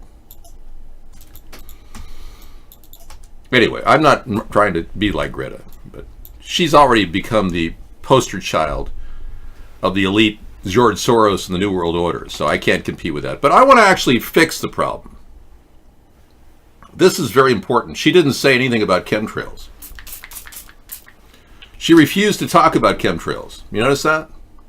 Because she doesn't seem to believe the chemtrails are happening, even though they're dumping chemicals on our head every day. You look good in braids, no homo. I hear you, man. Max Egan has been running his shill mouth off on the internet and getting a lot of traction out there on the alternate view internet. 153 News has a story from videos from PK. We'll be playing later tonight about the tomfoolery of the Max Egan character, as he denies that Australia could even possibly could have used directed energy weapons to start the fires. Even that possibility is refuted, and Max Egan doesn't really want to talk about it. But ironically, he's got a very strange swastika on his hand that we're looking at. We're not sure what that's all about.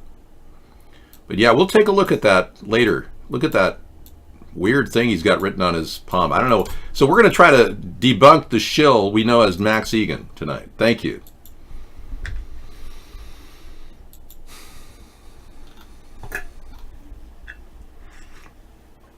Here's a story about how Russia is jamming American fighter jets near Iran. And for what devious purpose? Many people believe that Donald Trump was behind obviously he worked with Russia to attack Soleimani because it's already helped Russia have higher prices in oil, which you'll see if it reflects in the gas prices at your local pump in the near future. But why and how Russia is jamming American jet fighters near Iran, for what devious purpose? All powers like to use proxy conflicts to test our new weapons, and Russia's no different. Moscow is seeing how well its jamming equipment fares against American planes. Interesting. Russian forces have been jamming GPS systems in the Middle East. The electronic warfare campaign could affect U.S. forces gathering in the region in advance of potential strikes on Iran. I'm telling you, Donald Trump is too cozy with Vladimir Putin to ever create any war or conflict with Iran. We're not clear on which position we are taking when dealing with Iran. He seems to be siding with Putin on all these issues. But you think Donald Trump would approach Putin and say, "Oh, excuse me, Vladimir, why are you jamming our planes right now?" "Oh, no, don't talk about the sex tape. Please don't show the sex tape. I'll do whatever you say. Tell me where to position our troops near Iran, Mr. Putin." Yeah. Those are the kind of conversations we're hearing now. Oh, yeah. A train wreck clouds over Long Beach today. Whoa. Dun, dun, dun, dun. John in Los Angeles, it's January 18th, 2020. This guy just ran into a fire hydrant. I was coming up here to show you the sky, and all of a sudden I see this. Wow, it's the first rain we've got in a while. Nice. Police are all here. And I wanted to show you this, though. Look at this putrid sky here. The vehicles have been going back and forth all day long. Totally allowed to do it as usual. Nobody's stopping them. It's ridiculous. Look at this. You can still see some of the lines up there, and they're all fanned out, but oh, here comes another one. Look at it right over the top of this tree. I don't have a tripod, so I don't want to get too close, but you get the idea. Anyway. All right. Talk to you soon, guys. Thank you. All right. People are taking their camera and spotting chemicals, chemtrails over the skies. There's John Graff. Yeah, he's got quite a few subscribers. 2,640 subscribers on his YouTube account. That's good. So ending the chemtrails is a big part of what our plan for a new America, and dealing with filtered water. So these are great ways to save the country. Pricing up plastic works for me because it keeps people on the right track toward getting canvas bags and reusing plastic. And more paper sacks makes more sense, even if we have to stipend the industry. We can't just allow this to continue. But the Democrats don't really have a plan in place. They just want us to go along business as usual and tax everybody with no real plan to clean up the plastic waste. So for every $1 or 50 cents or 25 cents we charge for a plastic bag, whatever, all that money will go toward cleaning up the plastic in that area. We'll earmark it for a system in that area within a 100-mile radius to get rid of plastic in a big way. Okay? How about it? KY Poopy here. How's your life rape going? Are you getting past some of your emotional turmoil of being on the internet and having been life raped? Yeah, we can collect water vapor and make filtered water. Absolutely. In fact, we have a plan called the Ocean Pipeline Project. When you go to oceanpipeline.com now, it directs to our America's Third Party site, but it's a pretty good, healthy plan to get fresh water out of brackish water, salinated water, salt water. It's a plan that could be used near oceans. And since we're surrounded by ocean, America has lots of that available.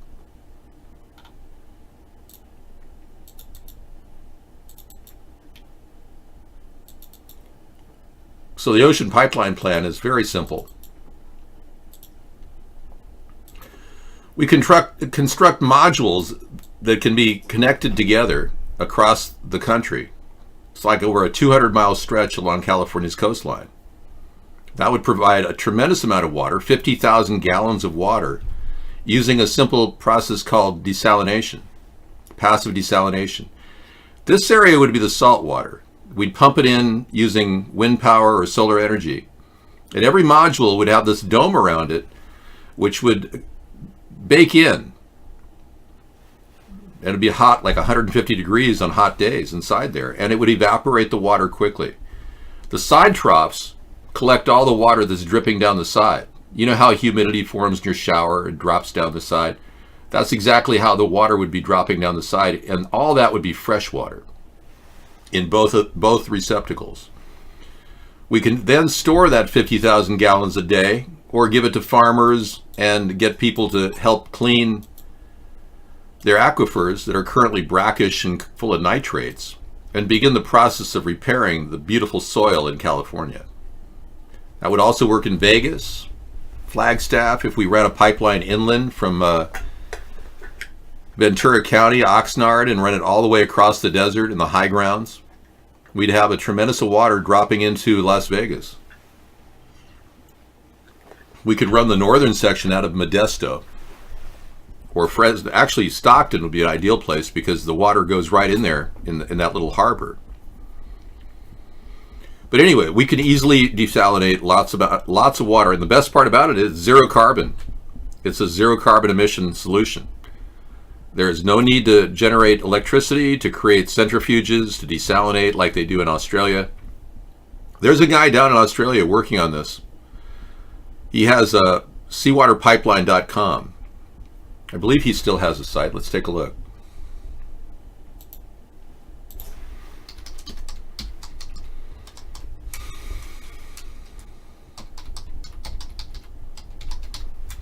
His name is John Sky. Let's see if he still has it.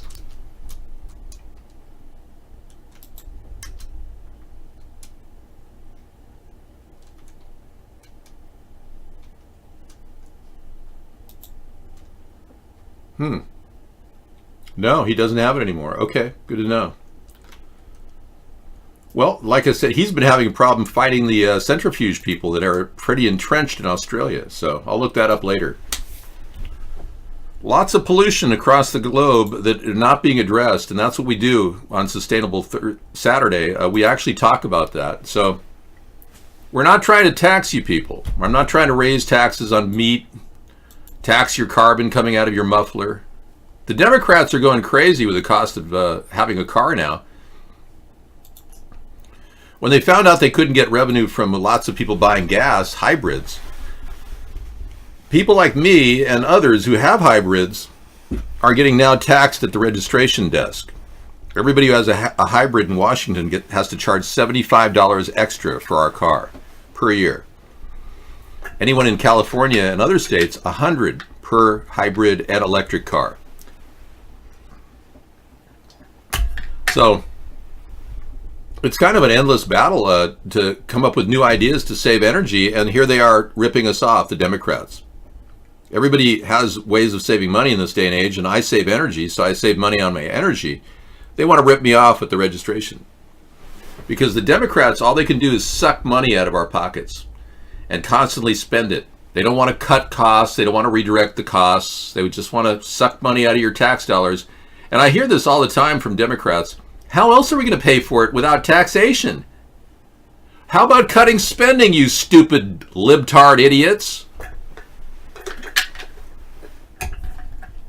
You're having lasagna? That's good. Good for you. That's a good go-to dinner. Nothing like that. We have jackasses on our screen, yeah.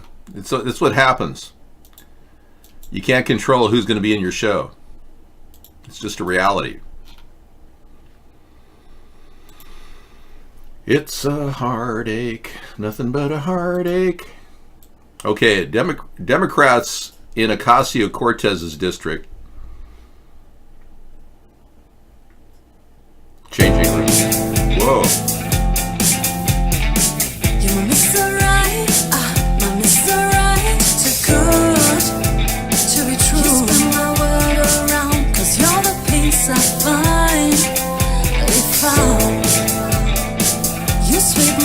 My feet, my heart stops to beat, cause you make me melt away. Okay, New York Democrats are redrawing congressional districts, and it could put Alexandria Ocasio-Cortez out of a job. Not only is she not polling really well in with her constituents, her numbers are dropping rapidly, and they may have anticipated a long, prosperous career for her, but she may be out of a job in her district.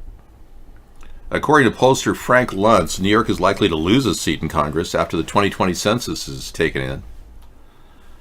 There are plenty of places to cut, but New York Democrats are reportedly eyeing Ocasio's Bronx district for elimination because she's been out of sync with the state-level Democrats who control the process.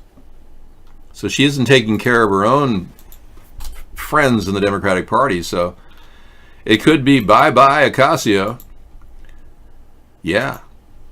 Maybe this person who can't really articulate a word without sounding retarded, maybe she will finally see the end of her run. 93 unclicked. I don't have 93 messages. No, David Duke never came into our show or endorsed me, and I would not want an endorsement from a white supremacist. Thank you, KY Poopy. When David Duke became a big supporter of Donald Trump, he turned on his own supporters. Yeah. Many people couldn't understand why he supported a Zionist like Donald Trump. A lot of them were very upset. So to this day, no one even knows who David Duke really is or what he believes in. Same with Rand Paul. Rand Paul is no longer a Tea Party guy. He's now a Donald Trump suck-up. And he fiercely defends Donald Trump that this whole impeachment thing should be put away. Yeah, Rand Paul seems like a turncoat to me. Like he's willing to sell anybody down the river to become more famous. After all, he is his dad's son. You know, I like Ron Paul, but I'm not really impressed with the fact that Rand didn't even want to run in 2010. People said, you should run for an office. He said, no, I don't want to bother. Then they said, but your dad is so famous, you should. Oh, okay. Then he won Kentucky. Yeah, well, my hard work and attendance is a constant effort. It can't be matched by any human being on earth. I've gone beyond the pale of human normality by doing this for 11 years, nonstop. Parnas and Ukraine aid bombshells jolt impeachment trial. That's really the news of the day. I mean, it is shocking to know that Donald Trump, William Barr, his attorney general, Rudy Giuliani, and Mike Pence all knew about the quid pro quo from all the documents that are shining light on the true nature of what Trump was doing. According to the Government Accounting Office, Donald Trump illegally withheld that money for 84 days. It was illegal. No, I'm not a Freemason. I don't believe that joining the Masons would in any way be a beneficial thing, considering I'm challenging the status quo. Okay. Yeah, I don't believe that Masons themselves, Freemasons at the bottom level, are even aware of what the 33rd degree Masons are doing. They're up to no good. They've had a plan a long time now to control public opinion, the course of American history. There's a book, a series of books, or actually DVD set, called The New Atlantis. And if you ever get a chance to see The New Atlantis, it's really an interesting DVD set. The Masons see our country as the New Atlantis, or even a New Jerusalem, if you will, to remake our country into whatever they want. And that's why Washington, D.C. is laid out with all kinds of Masonic symbolism. Should we allow solely the Masons to control our destiny? No, not at all. I think they should have a seat at the table. But no, they shouldn't dictate our destiny. We, the people, predicated on a Jeffersonian model of democracy, should mold our future. But we should also stick to the rule of law and maintain a standard of excellence that is known for Americans. Whereas now we've got nothing but scumbags and corrupt people running our country.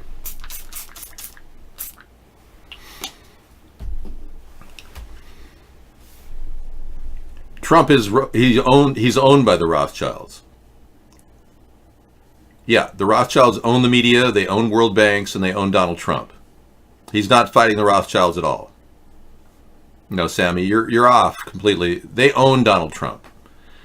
The Rothschilds are in charge of a network of oligarchs that below them are connected to the Russian oligarchs in Russia, the Zionists that want control of Donald Trump. Those same people are working diligently to control the election behind the scenes to this day.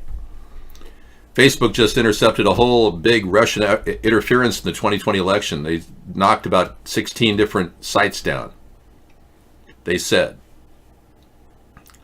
But Trump has been doing the bidding of the Rothschilds through the Zionist Russians. And the Rothschilds have a big spread across the globe through an organization called the American Israeli Political Affairs Committee, AIPAC, in which they make solid donations to Democrats and Republicans in every election. So they've got their fingers deep in the Democratic and Republican Party. They're both the same people at the top. They're both connected at the top with the Rothschilds and other big families. The Warburgs, the Bergstroms. There's countless families out there. The Vanderbilts, the Astors. Anderson Cooper, for instance, very famous guy, doesn't need to work. He's worth $100 million. I guess he's going to inherit his mother's, Vanderbilt's estate now. He'll be worth about $500 million soon. Anderson Cooper doesn't have to work. He's just a puppet for the New World Order and the Rothschilds. Anderson Cooper has a history of He joined the internship at the CIA when he was right out of high school. And he never went to college and studied journalism. He got a job right away with ABC News. Adam Schiff is connected to George Soros. And the reason why Trump never talks about that is because he's not allowed to say bad things about George Soros. Donald Trump has never said a bad word about George Soros, ever. That's proof that he's not fighting the Rothschilds. Because George Soros works for the Rothschilds, just like Henry Kissinger does. Yeah, make America great again really does mean make Israel greater. Our country's been doing the bidding of the Zionist elitists for many, many years, and now we're at a juncture in our history where we can decide to work toward an American goal of independence and maintain our sovereignty, or we can become simply a department in the New World Order. And this big power play is going on right under our feet, all of us. As we walk down the street, we wonder who Donald Trump is really worshiping, who he's supporting, who he really serves. Many of you think he really serves you, that he wants to make you better and wants to help your country get better and America to be. Donald Trump serves himself, and they hold the string to the money he makes. That's how they control Donald Trump. Plus, they have that sex tape, which, according to Robert Mueller, is in play. Robert Mueller said it was used to blackmail the president during the election. Now we know for a fact that sex tape was used to blackmail our president. So they've got a lot of tools they can use to manipulate Donald Trump. No problem. There's no worry there. They got everything. And then they can control the Senate through Lindsey Graham, who gets money for re-election from Len Blavatnik, the representative of Oleg Deripaska, the Russian oligarch that rigged the election. They get $3 million to Lindsey Graham, and he's gotten $3 million richer over the past 5 years, based on his net worth. And of course,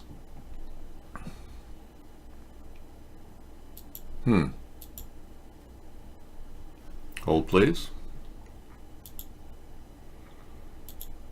Somehow we lost Mitch McConnell. Oh, Mitch! It's weird.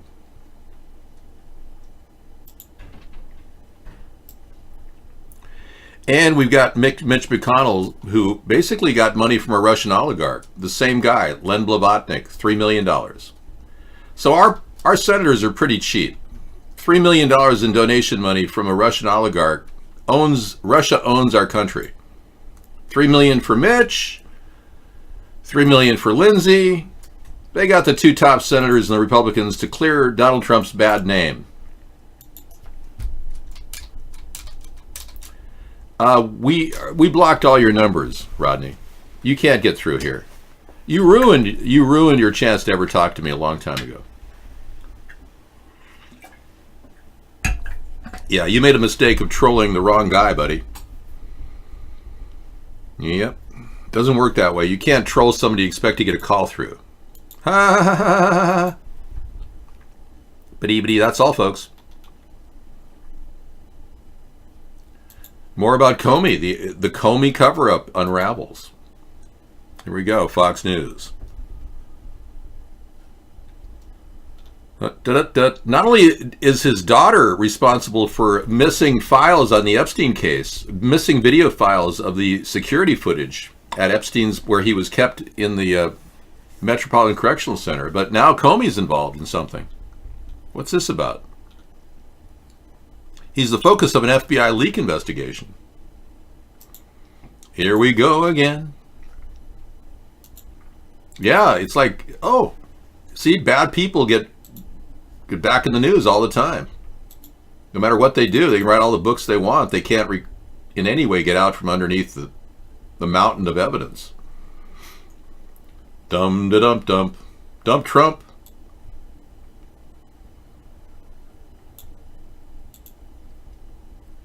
Yeah, so apparently this is taking time to queue up.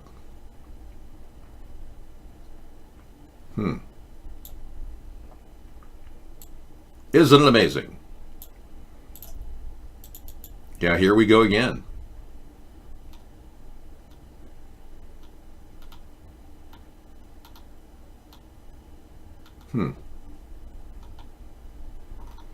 Okay, yeah, hello. Anybody over there in NBC or Fox could play the video. That'd be great.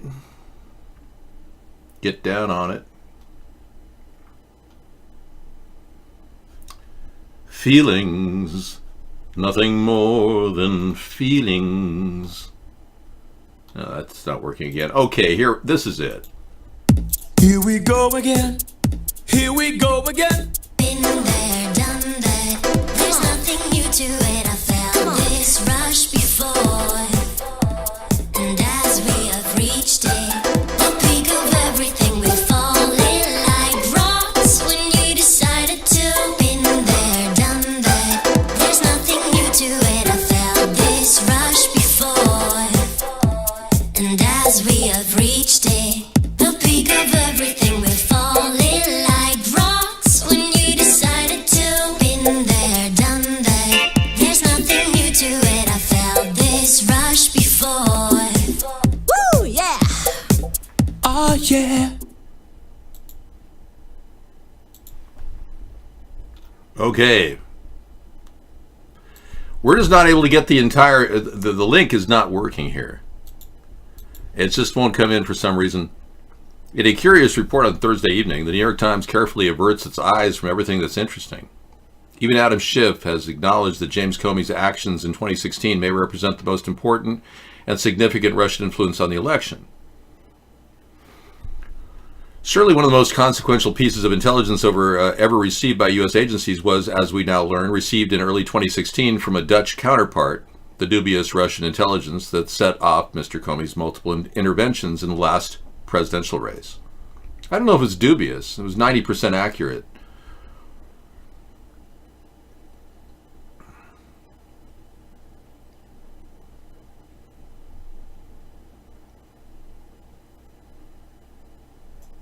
Even at the time, Mr. Comey's FBI colleagues considered the intelligence, which indicated questionable actions by the Justice Department to fix the Hillary email investigation, to be false, possibly a Russian plant.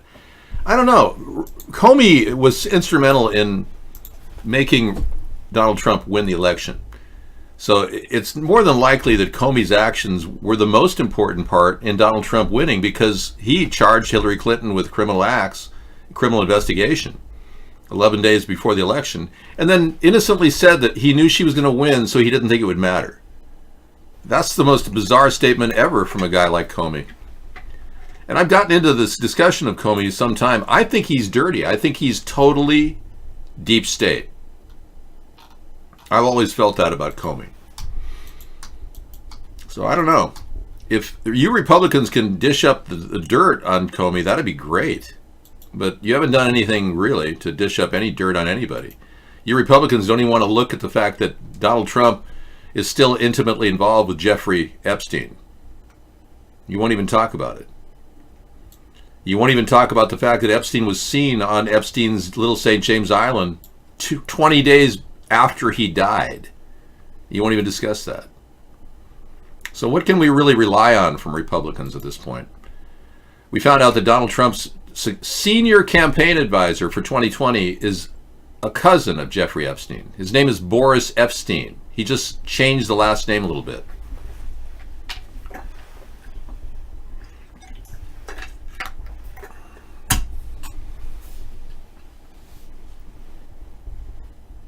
I don't know. The Rush leader, Geddy Lee of Rush, claims his parents worked for Nazis in work camps, then went to Auschwitz, and then they were separated into other camps and somehow ended up in Canada from a death camp. Is Rush a Zionist shill band? Maybe. I heard that this is just out there. There was evidence on the internet. It's gone now. It's been scrubbed. But I heard that all of the Grateful Dead members were children of ex-Nazis. If you Google it, you can't find anything anymore. I saw an entire video on it a while back. It's gone now. But yeah, Jerry Garcia, Bob Weir, everybody was, their fathers were Nazis. So there's likely a good chance that's true. If indeed that's the case, then the argument that the government's been involved in the music industry for years gets very, very real. The Byrds, the famous group The Byrds, one of my all-time favorite anti-war groups, all their parents were military officers. Their song Turn, Turn, Turn is the beginning of the 60s, really, when you think about it. Remember the Byrds? I mean, who doesn't recognize this song, even if you play 8 seconds of it?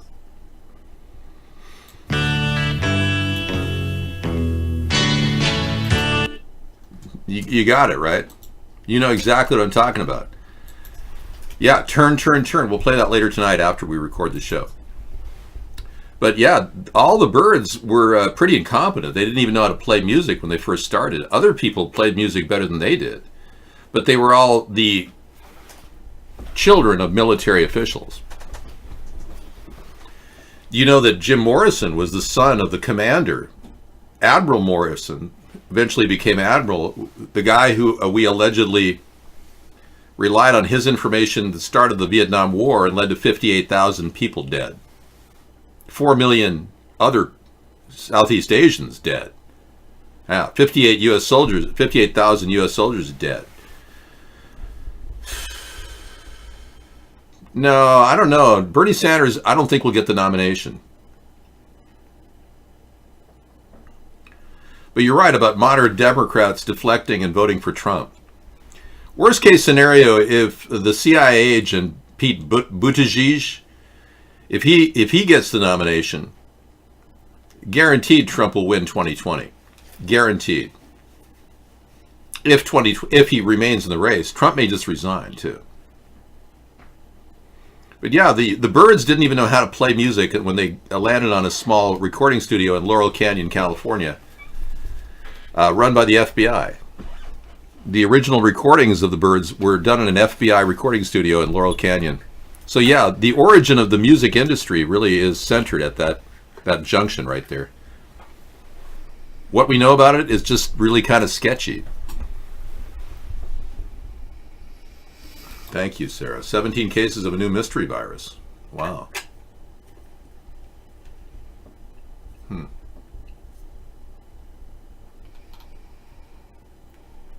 Okay, China.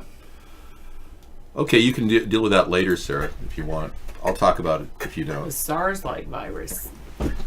Thank 3 you. were in severe condition, heightening fears ahead of China's Lunar New Year holiday. Hundreds of millions of people move around the country during their lunar holiday. So they're worried that it'll spread to different areas. If it just was in one area, normally they can contain it, but with people moving around, then that would be a problem. You believe the moderates won't allow a socialist to become president?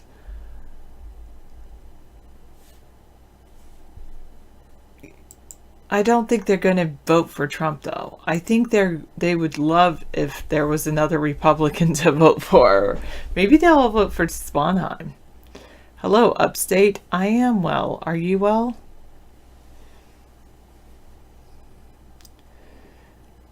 Is it Chinese New Year? Well, coming up soon. It'll be the Year of the Rat. Pretty amazing. Good. Nice to hear you're doing well. Yeah, I've decided I really enjoy my life. There's times when I'm like, do I really have to do this? But majority of the time I'm like, hey, I love where I live. I have this beautiful view out of my kitchen window. I really like my house. I love all of my clothes. I really do love all of my clothes. And my shoes, of course, and all the other things. And I absolutely love my job. It's the best. I was even talking, to a friend, and we both really like our jobs. We're both teachers, so it's just, being a teacher is such a great profession because I feel like you can have a benefit on the next generation. Hey, Tiddly D, you said you wanted to get your commercial driver's license, right? I have a suggestion for you. It is still can be a problem because you might be without a paycheck, but here's a suggestion. Look into your local school district and see if they will train you to get your commercial driver's license, because if you agree to be a bus driver for them for a certain amount, and then the thing is that can even free you up for most of the day to still do your being a cab driver, like in the middle of the day and at night, and then it's just really in the morning run and afternoon run that you would have to do a bus. But do check into that, because some districts are so in need of bus drivers that they're doing the training for people to get their commercial driver's license. And then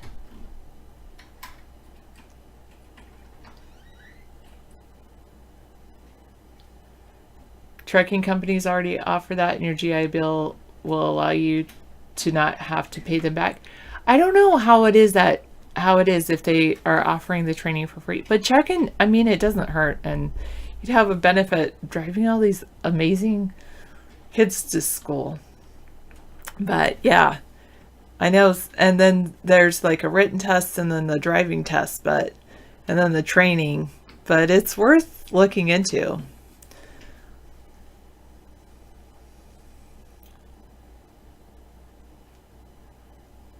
Sarah, you like living in a small state? I do. Well, my state is not that small.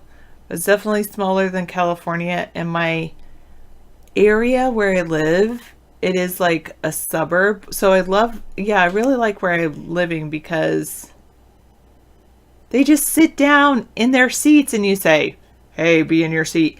And you turn on music, turn on the radio to like soft music, and then and your ride is over in like 15 minutes.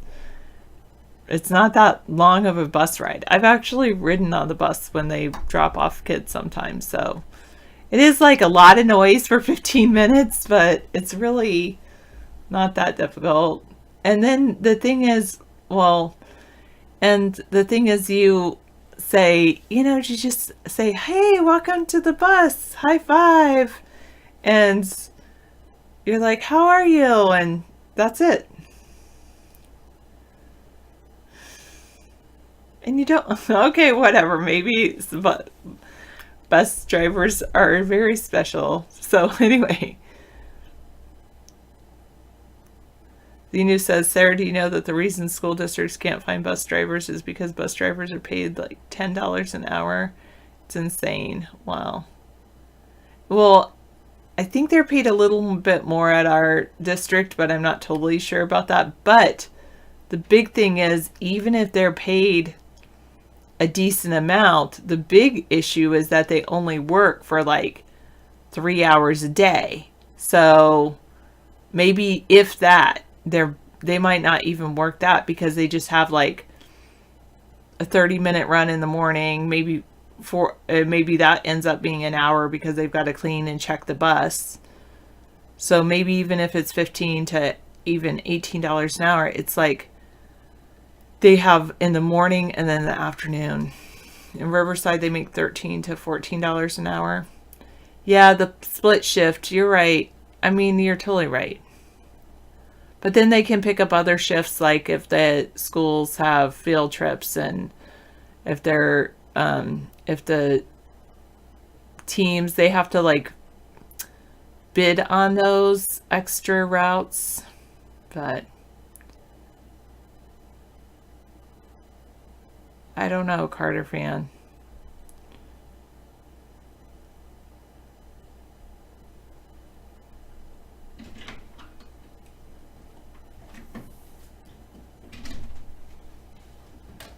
Yeah. True.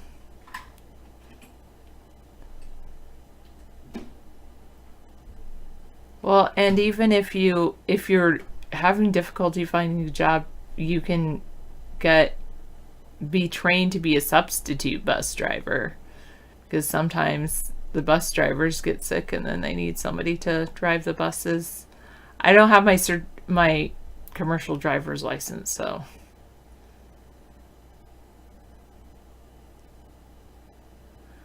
Yeah. How many high schools do you have down there in Riverside, Anthony? I mean, I went to 3 of them. Then there was a 4th one I didn't go to. I didn't go to Ramona. So is it just 4? I think it's 4 high schools. Yeah, I know. Well, you know, when I was in Riverside, it did not get too busy. I mean, it was busy. It was definitely busy, but I don't know. It just felt, when I was really young, it felt a lot smaller than when I went back. When I went back and visited, I was like, oh my goodness. But when I was growing up, I lived near the mall, like literally I could, in my front yard, I could look down the street and see them all, and it was not bad.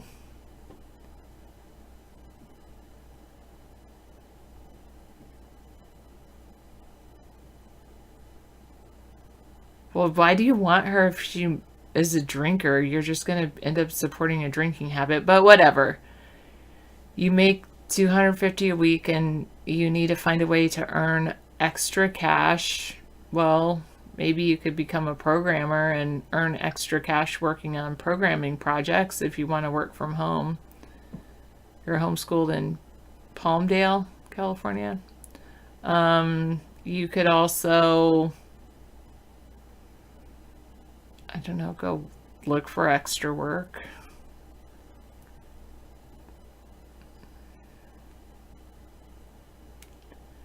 You remember a kid who worked 4 hours a day and bagged groceries, told you straight up, even though you went to college and served the military, he should make just as much as you. Wow. And he actually believed it. Wow.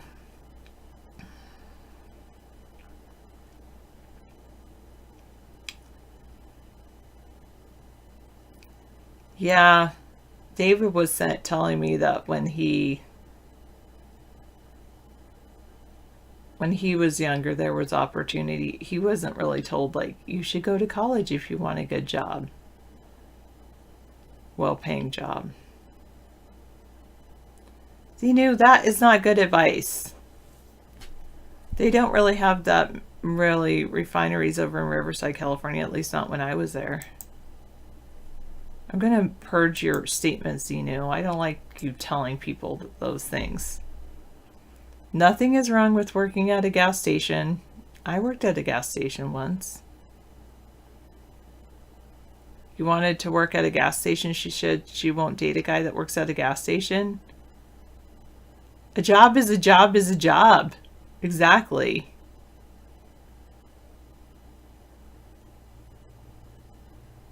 You'd rather get welfare than earn minimum wage? That's what's wrong with the world.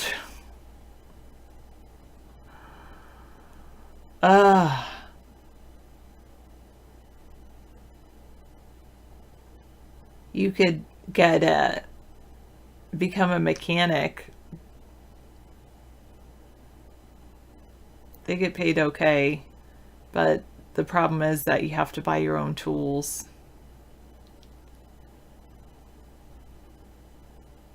I don't know what you're asking, 146. Guess 146.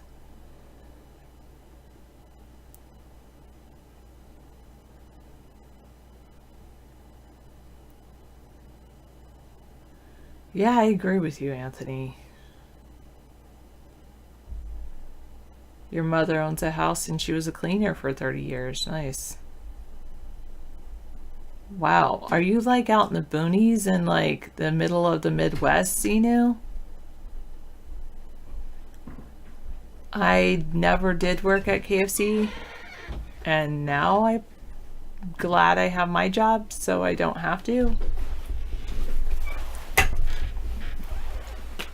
Yeah, sad upstate says our system is calculated to debt servitude. Did you have some dinner? Not much for dinner. Oh, okay. Thank you. Did you refrigerate the chicken yet? No, I'll go. I'll do yeah. it. I'll prove it.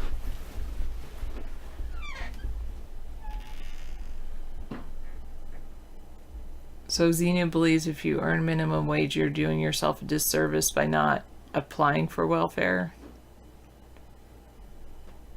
And you won't work a job that pays less than $20 an hour.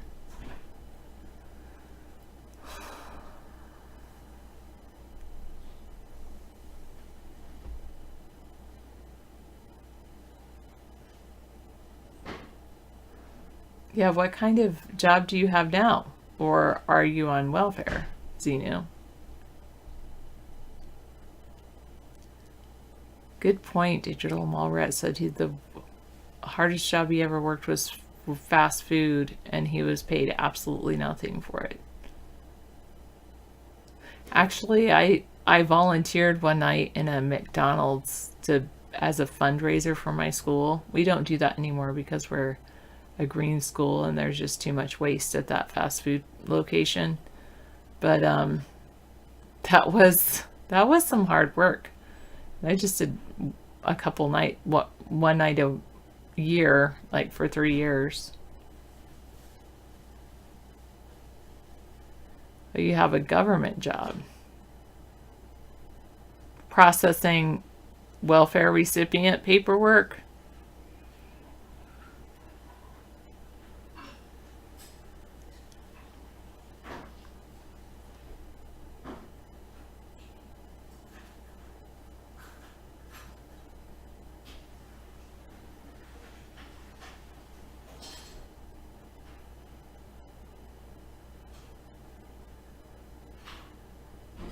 Okay, good. I'm glad you don't work for social services.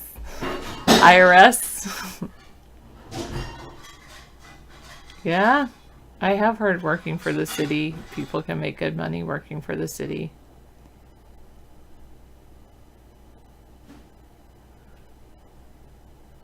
Yeah.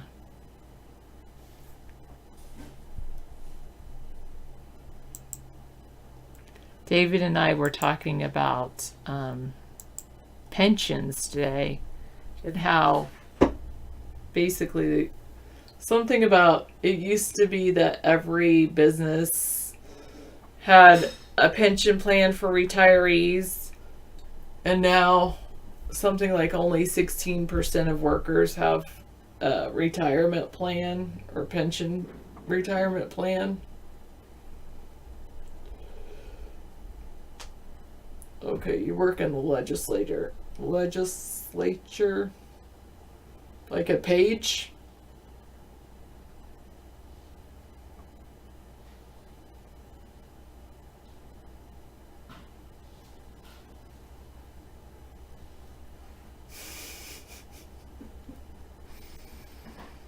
That's lovely. Well, I'm glad you found a job that you love. I definitely work more than... Well, I have a salary, so it's expected that I work more than anticipated. But I do have a lot more time off than most people. But as a lot of conscientious teachers, they just squeeze full-time work into the 9 months that we work.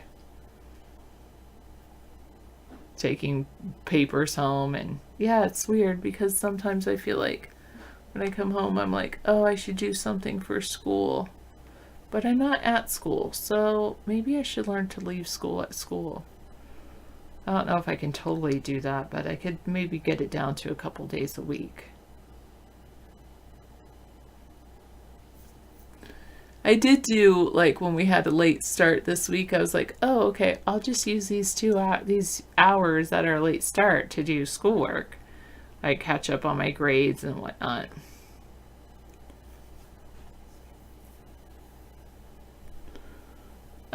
They go to the Democratic meetings that nobody attends. Since nobody attends them and they're the only vocal ones at the meetings, and they get sponsored by their parties, respective parties. Wig test Anthony. That's how they get into office. So they go to a bunch of boring party meetings. They're the only ones that show up.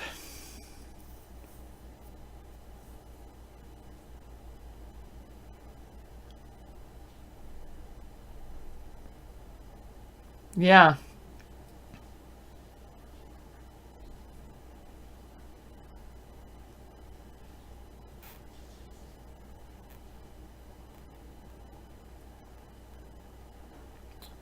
Yeah, you're probably right, Tiddly Dee. And then they're like, let's help the homeless.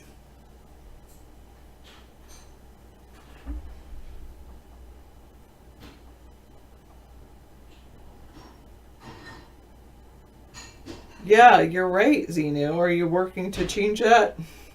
Rent mortgage in an average city is more than half of what half of people make in that city. Not usually rent should be like rent or mortgage should be 1/4 of your income should go to housing. But really it's like people would have to work twice as hard at the same wage that they're getting currently to even consider a house in certain cities. It's really ridiculous, the cost of housing. That's one of the reasons I feel blessed to be with David.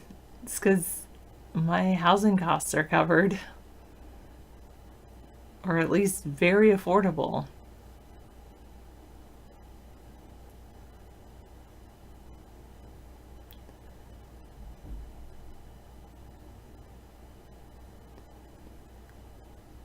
Yeah. Good point, Tiddly Dee. Yeah, it really is nice. I'm sorry, but I feel like that David said he met some like son of an actor or something, and he's like, how does it feel to live with a silver spoon in your mouth? And the son of the actor or whatever is like, feels really nice. And I feel a little like that, like, you know, I'm sorry. But yeah, I mean, that is something I take into consideration, and I appreciate that I live in a house that David's parents were able to buy, and that David owns without a mortgage. I don't do any gum. I hate it. We don't like gum here.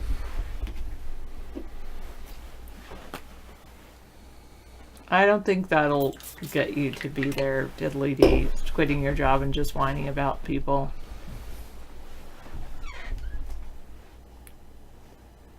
Xenu works for the government.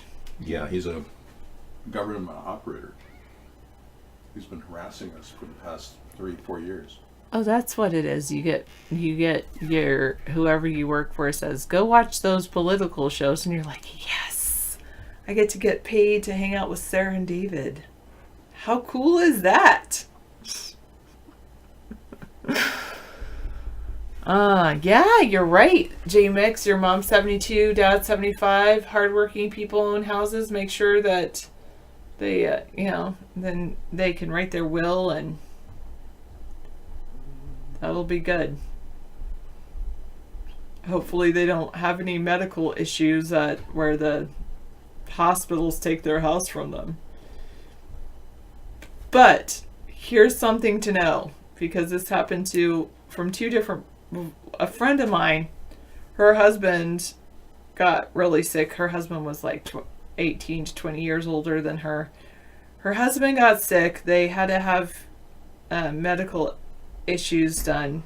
They were so close to paying off their house, and rather than paying off their house, they decided to take out a second mortgage and pay off their medical bills. Yeah. What they didn't realize is that a hospital cannot force you to move out of your house. They can put a lien on your house, and then they can sell it once you're deceased, but they cannot force you to move out of your house but if you have a mortgage or a second mortgage, the bank can foreclose on your house and force you to move out of your house. So if you have an option of you only have limited funds and you either have the option of paying off your medical bills or paying off your mortgage, I strongly suggest you pay off your mortgage. Yeah, don't pay your medical bills. Put your mortgage ahead of that. You got to stay in the house. And they can't kick you out. Sarah made a very good point, and that's probably the best bit of advice I think anybody could get right now. For real. Xenu, that's why Dave is always saying, this person's taking my ideas and that person's taking my ideas. And I'm like, David, at least you're having an influence on the world at large. No, I'm glad. I'm glad my ideas are being grabbed by, Amy Klobuchar just recently said, we're going to double the Pell Grants. I've been saying that for 8 years. Those are my words. I was the one that suggested we double the Pell Grants. We have to get people more money to get a college education. We also have to make sure that the colleges that cash those Pell Grants fix the rates at a certain rate and don't keep increasing it. The real problem is also books. There shouldn't be any college accepting Pell Grants charging more than 15 or 20% markup. It's crazy.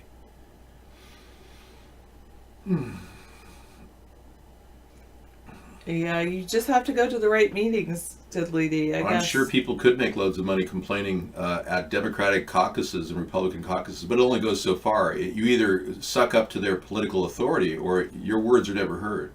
Yeah. You have to either do what they tell you or they cut you, like Ocasio-Cortez. They only push people up that they can control. Right. Maybe Ocasio's got a little bit too much of her own self-ego involved. Maybe they're pushing her out now. Maybe she's too big for her britches. All right. Well, Klobuchar pushed pizza sauce as a vegetable for school children, no different than Ronald Reagan that called ketchup packages a vegetable. So it goes in the same, ironically, ketchup is a vegetable. Ironically. It's a fruit. From a vegetable. It's from a fruit. Tomatoes are fruits. Even though it's derived from a vegetable, it's not enough of a vegetable to be healthy for you. Exactly. I mean, I do like the idea, I don't know, somebody said something like that. Well, anyway, I know how school lunches work, and for the free and reduced lunches, even some teachers don't realize this, but you can do either an offer program or a serve program. And if you serve the program, you have to give the kids a certain thing. If you offer it, you have to offer them milk and their reimbursed food for the either free or reduced lunch. The students have to take 3 out of 5 of the food groups, half a cup which has to be a fruit or a vegetable. So kids can get like a half a cup, like a vegetarian child could get like a half a cup of salad, vegetable, a half a cup of fruit, but then they might need a piece of bread. Yeah. So then that would be 3 out of 5 things, and they don't have to take a milk. And then, because we have an offer, we also have to offer a water so that kids that are lactose intolerant can take the water, but it ends up being like a lot of other kids take the water. Are these waters in plastic bottles? Yes. I say that yes because Sarah I'm is dealing with plastic. No, we really? recycle the bottles, but we went from before the kids would come through and they would get the milk, and then it would just be they would give water to only the kids that were lactose intolerant, and that changed at some point. So then they put out all this water bottle, and all the kids are taking the water bottles. Not all of them, but a lot of kids take the water bottles. And then it's like we went from like having one thing of like one trash can of recycled water bottles and like cans from the cafeteria and stuff, like tin cans. Anyway, we went from one of those to 2 of those when that happened. Wow. Because so many more kids were taking water bottles. Tiddly D asked the question at iVlog, Democrats would rather replace you as a citizen with an illegal just for votes. Good point. And guest 261 says, who are you talking to? What chat are you reading? We're reading your chat. And this. And this one. I'm giving you a link. Yeah, you can get over there. Oh, wait. I didn't do that right. Yeah, third party.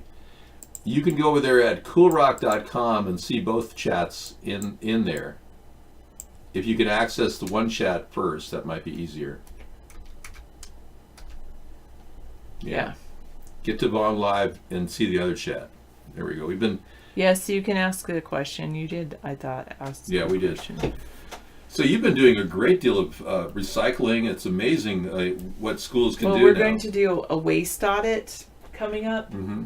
So we're going to like do it even more where we separate out, and I'm getting like a classroom involved to help me with this, and a couple adults involved. So we're going to measure how much milk is thrown away every day. Nice. So we have like, it'll be set up like we normally have a thing set up so if they don't open their milk or they don't open their water, they grab it but then they don't open it. Right. It goes in that bin. Mm-hmm. And then we have... So those are brand new milks. They're perfectly fine. They can be reused. And that way kids that need it, like maybe kids later. just need a milk, right. And they for their lunch they brought from school, they can go look in there or they can go buy one. Right. There you go. And anyway, we have that, and then we're going to have them actually... Right now, I'm just having them throw away their milk cartons, but we're going to have them dump it so we can weigh and see how much milk is actually wasted. Yeah. Because... See, the Democrats talk with their hands. We should use that more often. You know? I guess true. I do talk with my hands. It's true. We should talk with our hands because every Democrat on the stage is talking with their hands constantly. Well, people talk with their hands. I It's agree. all right. And that's the whole point of talking with your hands because... No, but dumping the milk cartons into a barrel and weighing it, we can do mime too. You know. Yes. And then they're gonna put like their meat and cheese and their pizza in another one, and then like we compost the fruits and vegetables. So we'll weigh out all of those things. She will know the total amount in 1 week or 1 day of terrible waste. Yeah. Waste not, want not. Our country. Now this is a shocking statistic, but our country throws away $160 billion in food every year. I mean, it's unbelievable. More than half the food that comes in the country goes in the dumpster and is mixed with plastic waste and doesn't really compost. So we have the National Composting Plan we proposed, where we'll have composting in every area of the country to bring in garbage from restaurants and garbage from markets that just didn't sell. And we're also talking about a plan to get markets to price their vegetables down. They don't do it right now. And I know they can get a lot more vegetables sold if they do a half day or half cost for some of the vegetables. One of the things that in front of the Safeway, store. Well, I think it started when it was Albertsons, but Safeway still does, and I think it's great, is they take that their produce that isn't the prettiest, and they actually say, okay, we're going to take this back there and we'll pay somebody to chop it up, and then it's like, hey, here's some pre-chopped like stir-fry mix. Oh, there you go. And then they actually boost the price on it, right? Because people are like, oh gosh, I do not like chopping vegetables. Wow. Like, I'd rather just take the chopped vegetables and throw it in, and then like these are it's almost rotten. They might have had a little no, it's not. Oh, it's still good. rotten, It's still good food. Oh, it might have had like a little blemish, or That's might have been misshapen or something. That's a smart move. Yeah, I like that. It's like pre-cut vegetables for people on the go. Yeah, right. Exactly. Like they do it with like yams, and I mean I know they do that, and it's like it's pretty funny. That's a good method, but we definitely should have a plan to produce one of these composting areas every major town in America.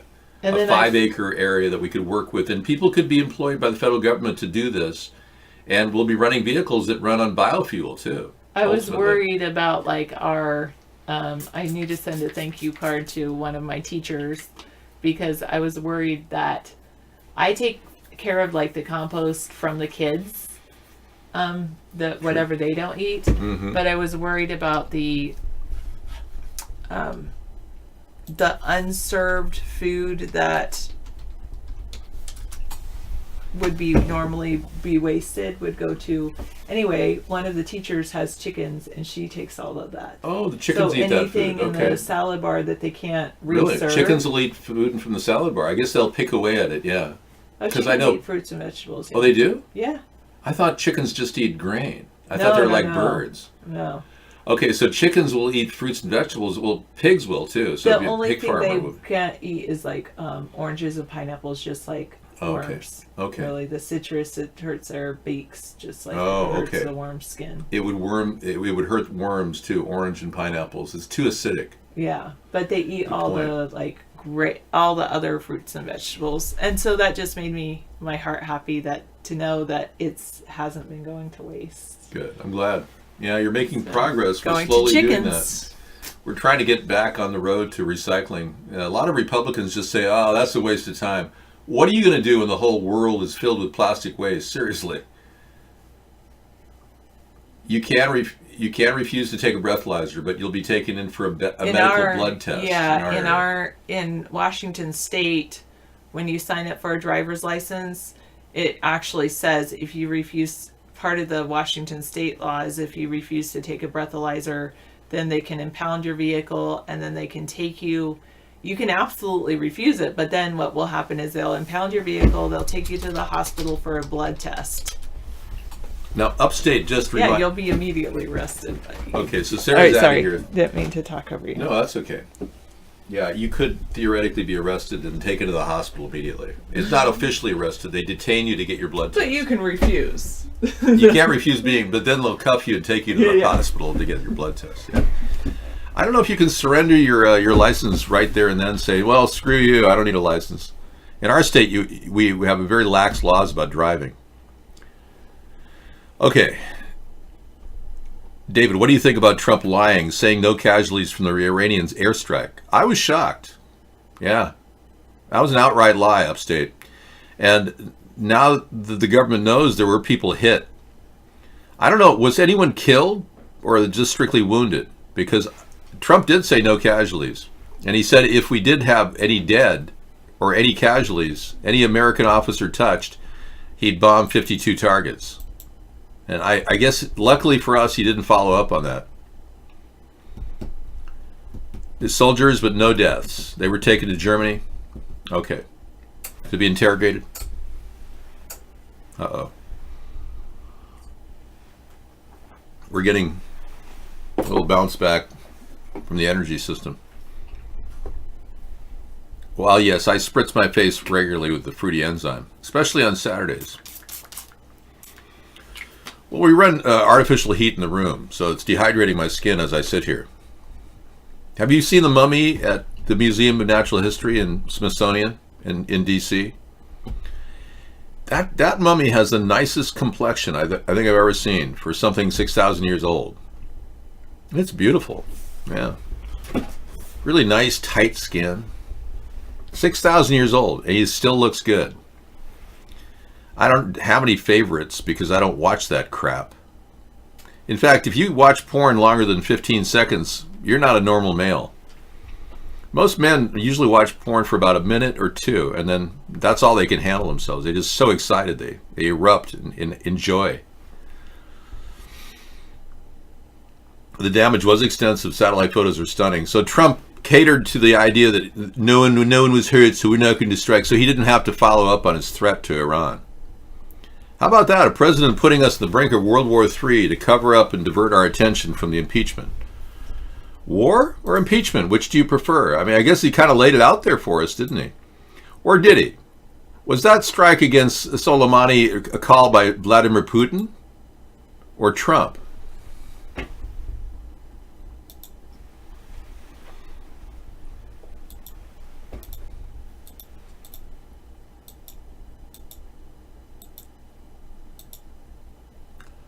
Okay, thank you. You're traveling through another dimension, a dimension of both sight and sound, of both things and ideas. You've just crossed over into a wonderful land of America's third party. I don't smoke, so. Rod Serling smoked, and he died of cigarette-related heart disease. David, a good deal of these walnuts from Eastern Europe in Pripyat exclusion zone. Great flavor and only $1.29 a pound. Excellent, excellent. $1.29 a pound for walnuts is a good deal. Hey, walnuts are one of the best nuts out there. Speaking on a purely human level. Yeah, let's cross over the boundaries a little bit tonight and not talk about each other as being from a different country. Yes, walnuts in Eastern Europe are very good. Yes. Turkey makes great raisins, organic raisins. I have some organic raisins from Turkey. There are a lot of people around the world that are following strict standards of no pesticides, no herbicides. But now there's an outbreak of a disease in China. Beijing. China reported 17 new cases of the mysterious SARS-like virus on Sunday, including 3 in a severe condition, heightening fears ahead of China's Lunar New Year holiday when hundreds of millions of people move around the country. The new coronavirus strain has caused alarm because of its connection to severe acute respiratory syndrome, SARS, which killed nearly 650 people across mainland China and Hong Kong in 2002 and 2003. Well, maybe this should be the year they stop doing the Lunar New Year holiday and hundreds of million people could stop running around the country for a while and maybe get some air masks.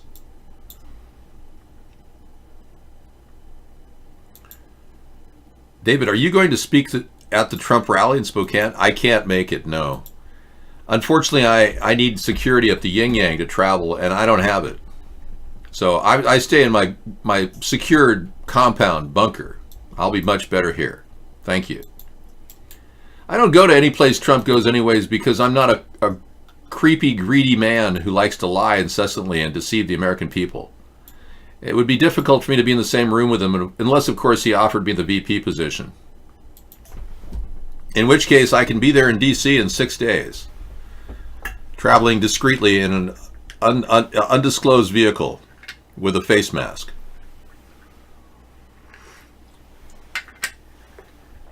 I never ever talked to the Latvian girl, really. Just the few things she said to me in the show, which was rather obscure.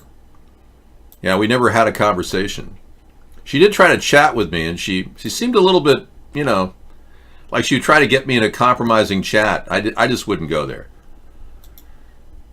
Yeah, Dave for VP, there you go. You Republican supporters of Trump could really get behind me. Even though I want Trump impeached, I could still be his vice president. There's no reason that would preclude that. I mean, I even sound like him when I talk.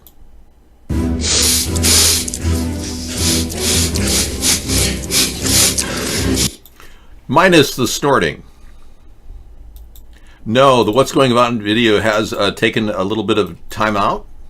Kind of like when your mom told you to take time out because you were a bad boy. Yeah, we don't play those things every day because we don't cater to your sick desire to see some loser make $14 million as a YouTube person. Yeah. Notice how hard it was for me not to say the word whore? Hey, do you ever wonder, like, what is going on? I mean, like, do you ever, like, wake up or do something and you're just like, what the fuck is going on? Okay. Yeah, Mr. Trump finds me very entertaining, huh? Well, here we go again. Here we go again. I think entertaining is not the word for it. He stole 15 of my ideas. I got to get a little credit for that. Maybe a phone call saying, "Hello, David, I'm so glad to finally connect with you. I just want to say that..." Hang on, I got another call from Vladimir Putin. Hold on, please. Vladimir, no, don't play the sex tape, please. Yes, David, I want to say that I find you very entertaining, and I'm sorry I stole 15 of your ideas to become president and convince everyone that I was you. If I have Mr. Trump call you, will you apologize? Apologize for what? Tell you what. Wait till after he is exonerated of any mispractice or bad involvement in the Ukrainian scandal. Okay? The only thing happening in our country is we're trying to clean out any bad wood that's in the woodpile. Tell him I'll talk to him after that decision. Yeah, I'd be glad to apologize to him if he feels it's important to, reach out to me. Sure. It's closed by virtue of the fact the Senate believes it's a slam dunk. What we're not seeing is countless Republicans, 7 to be exact, wondering if they're going to get reelected and lose the Senate seats enough to have the majority in the Senate by next election. Frankly, I'm more interested in seeing a complete shift in the Senate and maybe even an overtaking role of the Democrats in the House as well. I'm beginning to see them energized.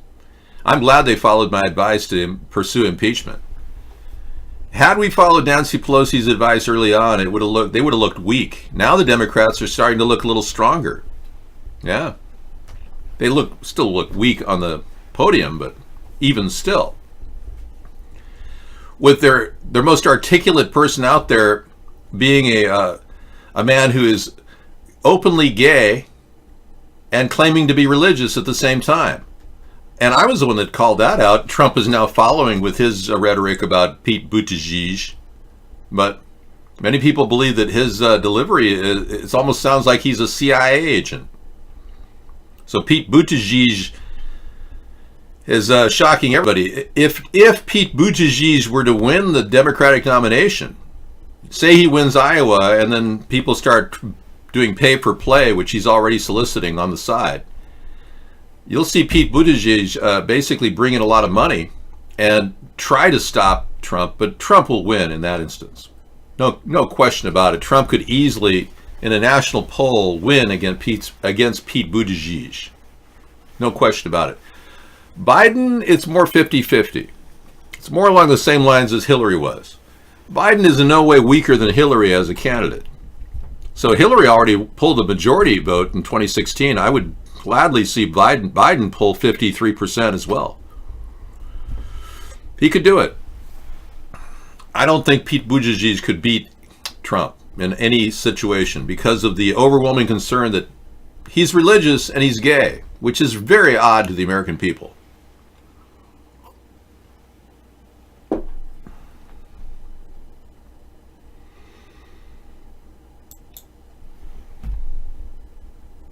Would I do a secret deal with elitist Zionist leaders and swear to do Israel's dirty work if AIPAC donates $5 billion to you in your campaign and help you win the election?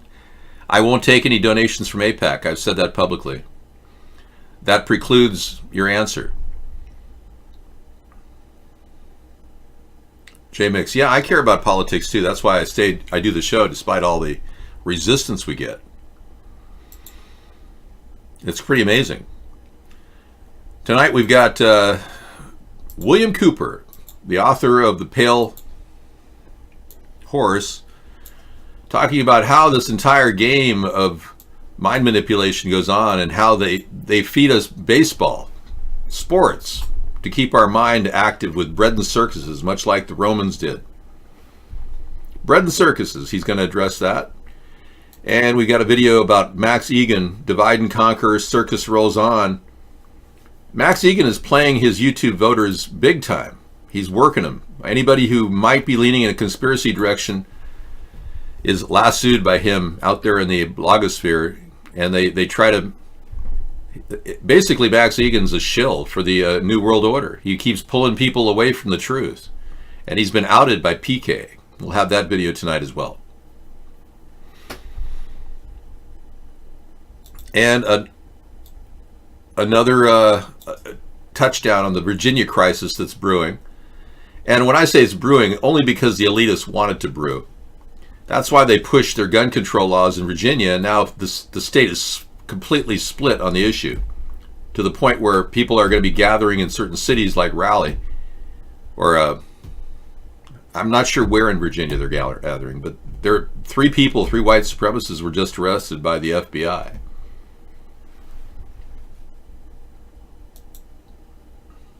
I don't eat fig Newtons. They're very fattening. Yeah. Fig Newtons have 60 calories in every single fig Newton. Oh yeah, you could put away a lot of weight, gain a lot of weight on fig Newtons. They're good for you. I mean, they provide, basic roughage, but they're sweet and they're, I don't know, kind of heavy. Coffee brews, yeah.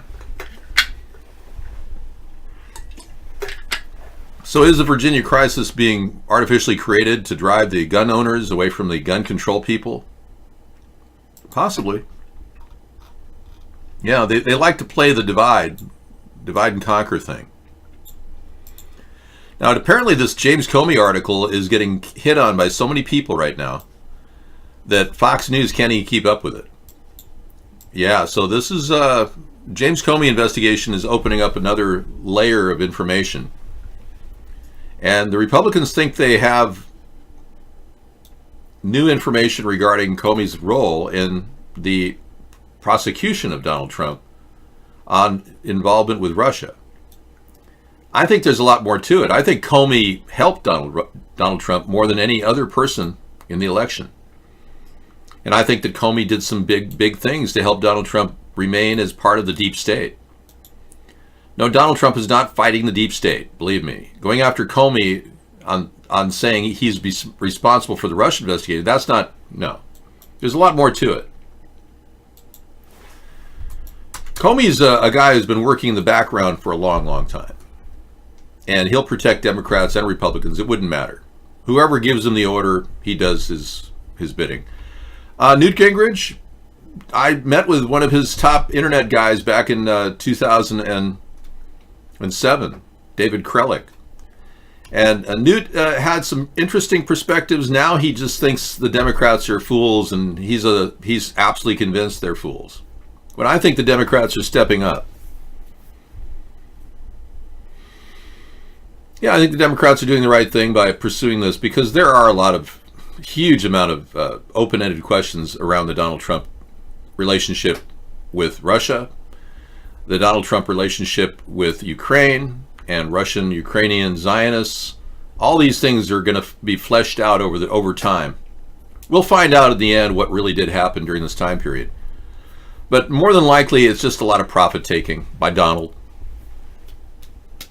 He functions off of money, whereas I don't. I'm not viable, whereas he completely is viable.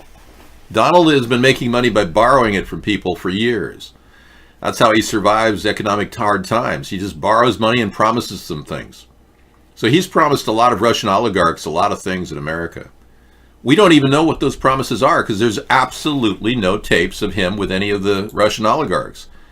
If Donald Trump had a tape of Zelensky, his conversation with Zelensky, we would have all known what they said, but no. All we have is a transcript he wrote claiming nothing, no quid pro quo. We don't even know if he said that. I am America's last hope. It's true. That's why I need your support. This is one very, very dire time we're in right now. I've been doing this for 11 years and haven't had 1 second of mainstream media coverage. That's kind of funny, don't you think? Odd? Funny? Not funny, haha, but odd, weird, kind of funny? You bet. Yeah, there's purposely keeping me out of the loop so that people who are seemingly incompetent can step in the limelight right now. I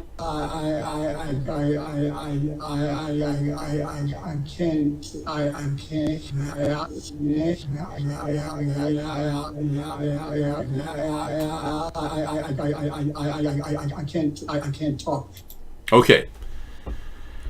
Yeah, thank you. So he gets all the press coverage he can want. Trump gets all the press coverage he wants. And again, the sign of a guilty person is a guy who doesn't want to present his IRS tax returns if he indeed has them. Now, if Donald Trump made no money in 10 years, instead of all kinds of money selling his properties to Russian oligarchs in Miami, he wouldn't need to have IRS tax returns because he wouldn't have any. He didn't, but he's made money and he has tax returns, so he has to present them. He's doing everything possible to stop that from happening. That's a sign of a guilty person. But then you look at this. Every one of those witnesses, every one of them was attacked on Twitter by Donald Trump. They're all bad people. Every one of them bad. Everyone's bad. How can 17, statistically speaking, how can 17 people all be bad? Yet Donald Trump is crystal clean of any guilt of association with anybody bad. He's absolutely the most innocent person ever. Exactly. Good point, Joe. Joe Pesci said, Trump lied about the lies that he lied about. So true. And he's a master at lying about lies that he lied about. Yes, the sex tape is real. I have a copy of it here. I'd play it for you, but YouTube would probably kick my video off the air. So, I have 24 seconds of what was a long piss tape. Yeah, they only released 24 seconds on a site called X Video. Water, yes. Not vodka. Water. How are you, Petoro? Haven't seen you in a few days. Yeah, I don't want to play a sex tape for anybody on screen. Even if I put the picture of him sitting on the couch with the two women urinating next to him, it would be provocative.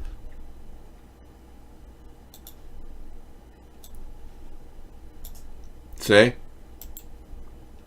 That's as close as I can get. Now, all we can see is Donald Trump is sitting in a chair. I'm just going to give you a blurred image here of this. He's sitting in a chair, and he's holding a tablet in front of his face, kind of like this. Meanwhile, to the left of that picture, there are women sitting, one kneeling on a bed and the other one underneath her, where supposedly urination is going on. That's all I'm going to show you. Okay?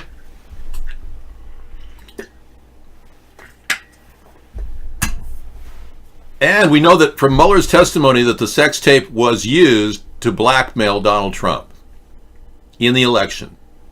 I'm just quoting Robert Mueller. Quote, the sex tape was used to blackmail Donald Trump in the election, but it's not under my purview. That's what he said. Eric, thanks for telling us about perversion tonight. I appreciate it. Incest dad, whose jealous daughters fought to have sex with him, gets maximum jail sentence. Since we had to bring up the perv hour of Donald Trump, who committed adultery, obviously, and never admitted to his wife that he had Stormy Daniels or Carrie McDougal or any of those women. Now we go on to this incest dad, whose jealous daughters fought to have sex with him, gets maximum jail sentence. I wonder if you asked him if he was attracted to his daughters, he'd probably say, I'd be dating them if they weren't my daughters. Yeah, but no, this guy went far worse into a world of evil. Yeah, incest. And the maximum jail sentence is 2 years for having incest with his daughters. Seems a little light, doesn't it? 2-year maximum jail sentence for the incest with his two daughters. Well, he's attracted to Ivanka, but there's no reference to sex other than his weird moments with his daughter, on camera. And I don't want to bring up The View and how he made those statements about her in front of all those girls and ladies at The View. But Donald Trump, suffice to say, especially if he calls me to be his vice president, Donald Trump has had some pretty outlandish things go on camera with his daughter that she seemed embarrassed. But no less embarrassed than Laura Ingraham here at this event, some Republican pro-Nazi salute there. God bless you and God bless the United States of America. Wow. Okay, thanks. Wow. See that? That was weird. Yeah, that was Laura Ingraham. She's a real person. She has a show on TV, yeah.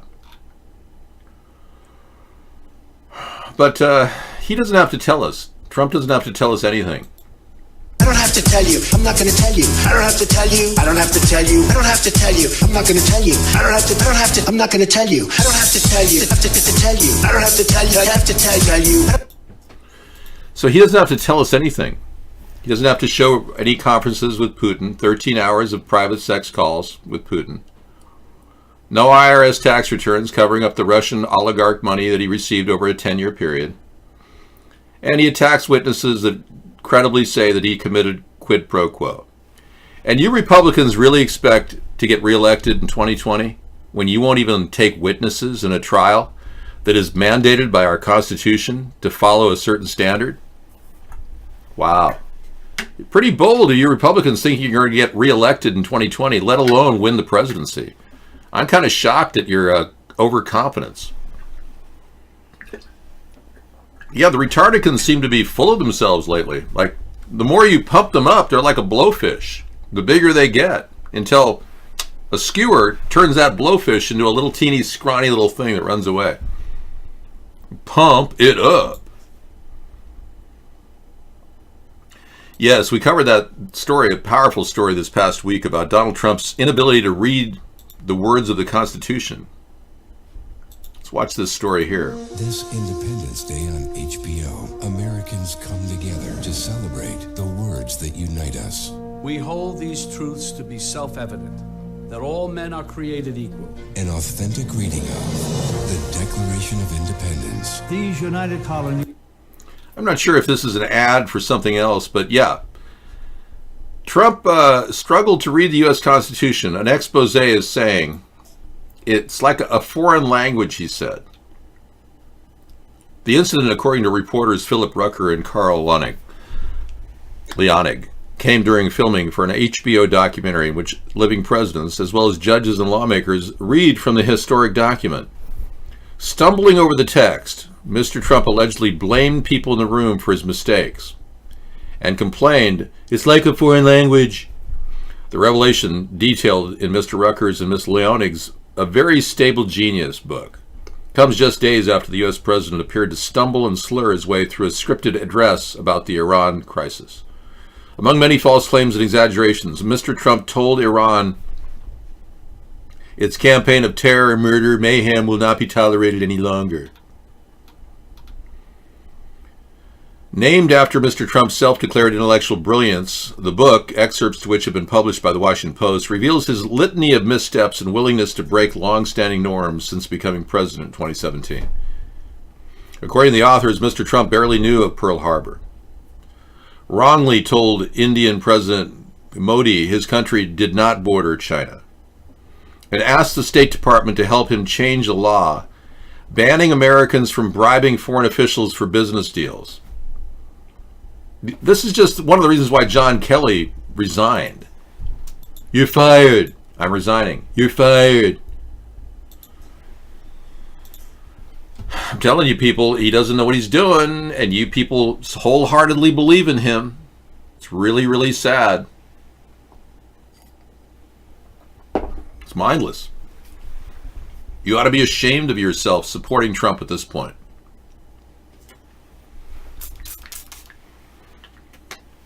You're probably saying, hey, Dave, we're not going to support some guy who sprays fruity spray on his face all the time either. Well, I mean, you got to put up with a little bit of inconvenience while I stay fresh for the show. You're right. Trump is so phony, he thinks that everything is phony just like he is. Good point, Joe. You're coming up with great truisms tonight, man. Oh, thank you very much. I'm working very hard on Donald Trump's voice. I'm channeling him right now.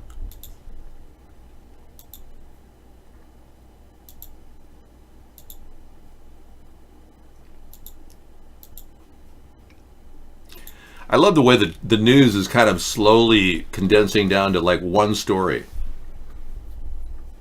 It seems like there was a mad rush of stories when we first started finding out about Donald Trump's relationship with Russia, how he's been rigging all kinds of deals with Vladimir Putin on the side, giving him a $50 million penthouse suite as part of a sweetening deal, according to Michael Cohen. All these facts that are coming out about him, that while he was saying he had no business with Russia, we're finding out he was doing business all over the place. And then you people are still in denial, saying it's all a Russian hoax. It's amazing. You're having a cappuccino? Excellent. You should hang out at the Bada Bing and watch some ladies and drink some espresso, you know? That's what good Italians are doing now, Joe.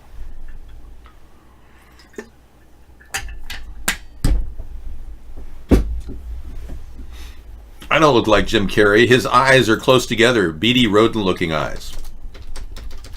And he has that distinctive Jewish nose, which I don't possess. Not that there's anything wrong with it. But oy vey, look at this. You're trying to say I look like Jim Carrey? What do you, work for the Vatican? I don't look a bit like this man. Plus, he doesn't exist anymore. He's now an oil painter or something. Oy vey, and boy, does his artwork suck. It sucks so bad he'll probably be famous someday. You should wish that I looked like Jim Carrey. What if Jim Carrey had facial reconstructive surgery to look like me? Yeah. Yeah, what if I was Jim Carrey? Wouldn't that freak you out?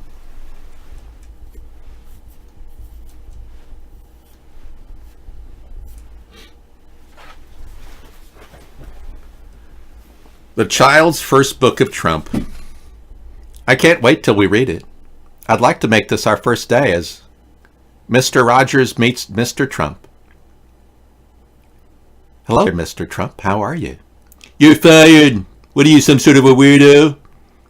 I thought you could be more nice to people. I know children would appreciate that. Oh, you're calling me a child now? How dare you? This looks like a good book. My sister gave it to me. I'm going to read it. America's Trumpus. Very nice. Whatever. And so it is written. Well, thank you for loving me. But I'm not here to be the person you love. I'm here to actually be your leader. You may not love me when I'm your leader. We've got some really tough times ahead. I'm not going to sugarcoat it.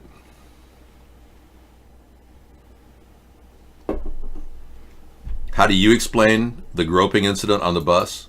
What groping incident on the bus? When Donald Trump said he wanted to grab women by the beep, that's the groping incident on the bus? My sister did support Trump, yes. At one time, she doesn't anymore. But she, like many people, were fooled by his lies.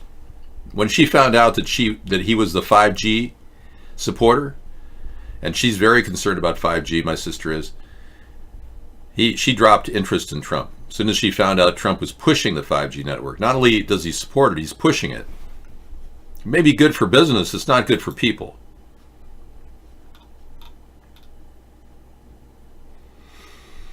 So we have a president that complained that the Constitution was too hard to read. It was like a foreign language. Doesn't that get through to some of you retardicans?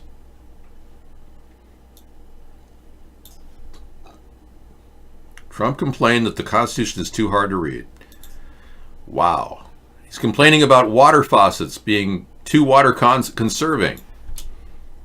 He's complaining about toilets not working properly because they don't flush fast enough. I know Connie's not very religious. Yeah. She's already been to the Vatican. Didn't she meet the Pope on the last trip, Pittoro?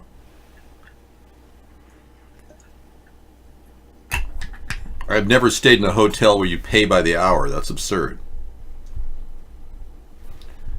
Okay, we got a new huge immigrant caravan from Honduras heading to the U.S. southern border. Here they come. In the middle of the night, in search of a better life, hundreds of Honduran migrants are on a desperate journey. In our country, you can kill yourself working. You won't get anything. You can't achieve anything. Salaries are very low. It's barely enough to eat. They say they are escaping violence and poverty in their homeland. The new migrant caravan was formed in San Pedro Sula, one of Central America's most violent cities. Wait a second, that's the same footage they played last time. I don't know, I don't believe that. Remember that exact same footage? I remember seeing it. I don't know, man. If they've got Hondurans are coming up again, wait, get some new video coverage, man. You know, they don't have enough coverage, you know. The Constitution will be well, at this point, a standard by which we should continue functioning. But once the New World Order gets their ugly hooks in our government, or they already have, gradually there won't even be a need for a constitution. You won't have any rights left.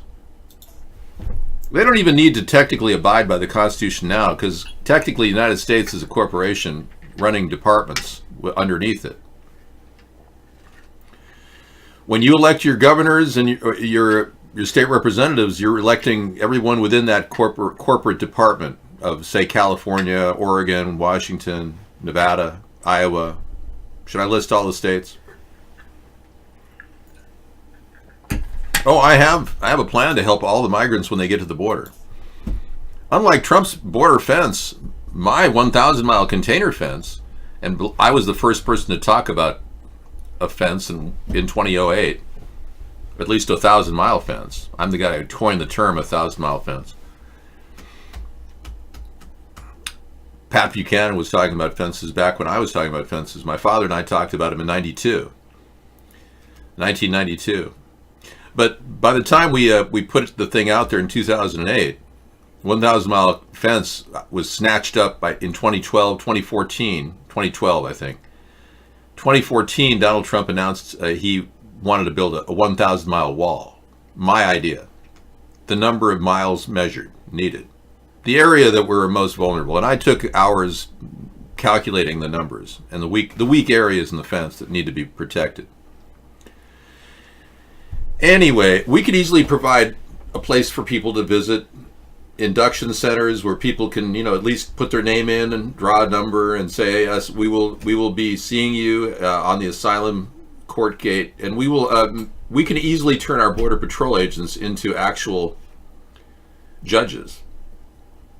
Our border supervisors could run small court sessions in some of these containers, and people could live down the road. Provide water, offer chicken tacos, burritos, chimichangas. Good refuge. We'll even have a garbage collection system where we pick up garbage with a machine that goes down and sucks it up. Isn't that a great idea? Of course, it will be bulletproof. Tacos. You like tacos, yeah? Carniceria. All the good stuff, man. Oh, yeah. Oh no, there's a plot to murder Honduras activist Berta Cáceres. Wow, I did not know that. The Intercept has the story.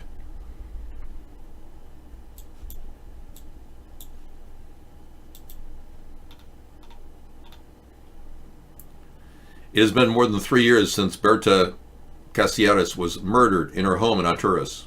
She is a 44-year-old activist, mother for an international celebrity. She won the 2015 Goldman Environmental Prize for leading a grassroots campaign to prevent a private energy company, Desarrollos Energéticos Sociedad Anónima, from building a hydroelectric dam on the indigenous land of her people. Near midnight on March 2nd, 2016, hired assassins broke into her home, shot her, and escaped. She died minutes later in the arms of a friend. Wow. See how big corporations handle business down there in Honduras? No wonder these people are fleeing here. I care. I care now. I didn't even know about it until now. In the group, women and children on this dangerous path, all with one aim: to reach the US border. First, they have to cross neighbouring Guatemala, but when they reach the frontier, some are detained and turned back. Those with documents are allowed to advance into Guatemala. We've arrived here at the border, and with God's help, we'll be able to proceed and see if we can cross into Mexico. It's a long journey, one that could take months. Our desire is to go to the United States to work. We want to work, improve our life. We don't want to be stuck in one place. We want to fight for our goals, work. We have family in Honduras that need help. Guatemala has implemented a controversial deal. It's designed to make migrants from Honduras and El Salvador seek asylum in Guatemala rather than the United States. the region is now under pressure to satisfy the Trump administration's demands to stem illegal immigration on the US southern border. There is a growing humanitarian and security crisis at our southern border. Every day, Customs and Border Patrol agents encounter thousands of illegal immigrants trying to enter our country. We are out of space to hold them, and we have no way to promptly return them back home to their country. And Mexico is warning the migrants they'll be met by special operations and immigration agents at the Mexican border, saying they will not be given transit visas, but will be given the option to remain in the country legally. Danielle Robertson, TRT World, Los Angeles. Well, if we had a place where they can live comfortably at the border, it would be a lot better than having them come in the United States, wouldn't it? But Trump won't build this because it's too cost effective. He wants cronies of his to make money. Even a Mexican company called Comex or Cemex. Cemex is a Mexican construction company that Donald Trump has been using to build some of these fences. I think that's pretty messed up that Donald Trump said that Mexico would pay for it. Now we're finding out we're paying Mexico to pay for it, to build these fences. Isn't that weird? Anyway, I promote a kinder, gentler future for America. I'm talking about dealing with the 5G network problem, and I know many of you are concerned about that, by creating a 5G plus EMP safe network that would be safe for many people. I really meant to say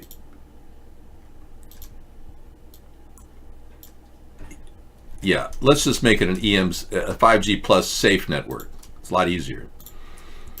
That makes sense. The safety factor is involved in preventing our nation from being vulnerable to an electromagnetic pulse attack, and also putting limiters on the amount of energy that can go into the network.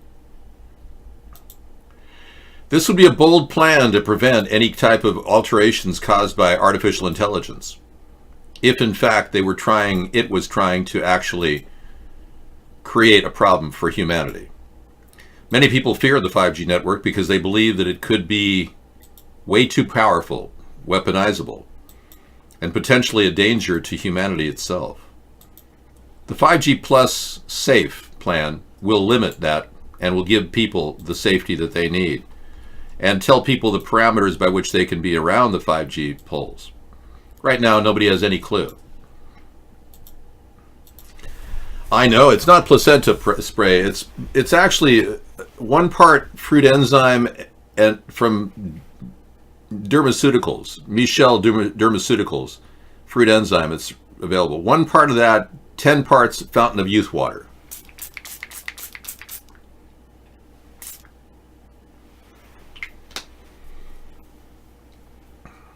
Now the water that I have in here is from the pristine area known as beep, beep, beep, censored, beep, beep, known as the Fountain of Youth. No one knows where it is except for just a select few people. It's like holy water, but better. Way better. Truly blessed by God. It will correct your swamp ass immediately if you soak in it. I was actually thinking of living at the Fountain of Youth, building a small little, tiny house set up and live there. Yeah, I like it so much I was thinking of actually living at the Fountain of Youth. Well, I'm glad you're not worried about it. Finding the Fountain of Youth. It used to be a fascination of people on Earth, but now people don't really care. They know they're getting older. They eat junk food. What do they care?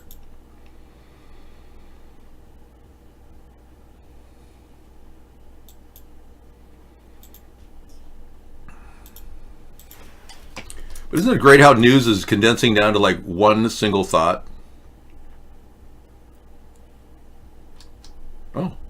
Now Trump, who claimed he wanted a TV legal team, is distracted by the impeachment trial. Oh, so Donald can't do his job? Well, he didn't do his job for the past 3 years of fixing our country's key problems, so yeah, I guess he is distracted.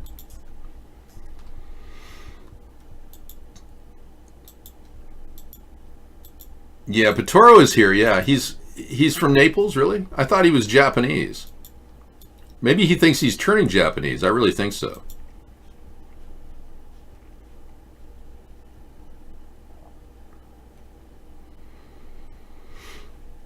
Okay, I'm glad you're not turning against God. New evidence shows a Nunes aide in close conversation with Lev Parnas. Now, they said that Devin Nunes went over there to Ukraine or sent somebody over there. I think that's true. Yes.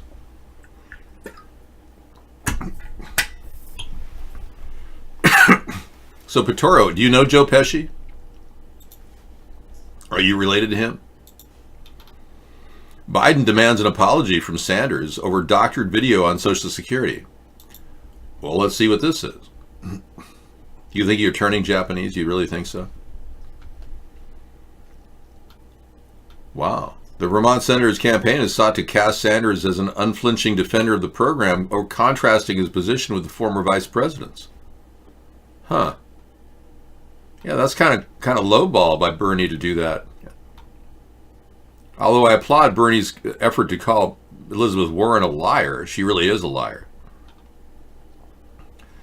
McGregor just won got a 10-second victory. Oh, great.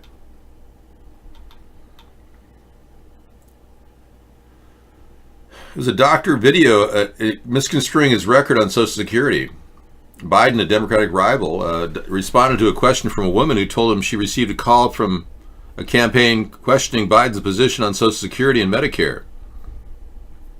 He told the audience that Bernie's people had circulated a video that falsely suggested he agreed in 2018 with then House Speaker Paul Ryan's position to dismantle the benefits. And he didn't. He says this, but it is simply a lie, that video that is going around, and ask anybody in the press, it's a flat lie. So now they acknowledge it's a doctored tape. So Biden says, you know, Bernie's a liar. Bernie says Elizabeth's a liar. Elizabeth has not said that Joe's a liar, but pretty soon this is going to sound like a Peter, Paul, and Mary song, you know? Wouldn't that be nice? Yeah.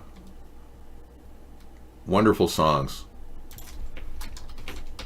California Dreamin'. Puff the Magic Dragon lived on marijuana and got high every day. They sang Blow in the Wind, really? Oh, I gotta play that tonight. Yeah, Blowin' in the Wind with Peter, Paul, and Mary.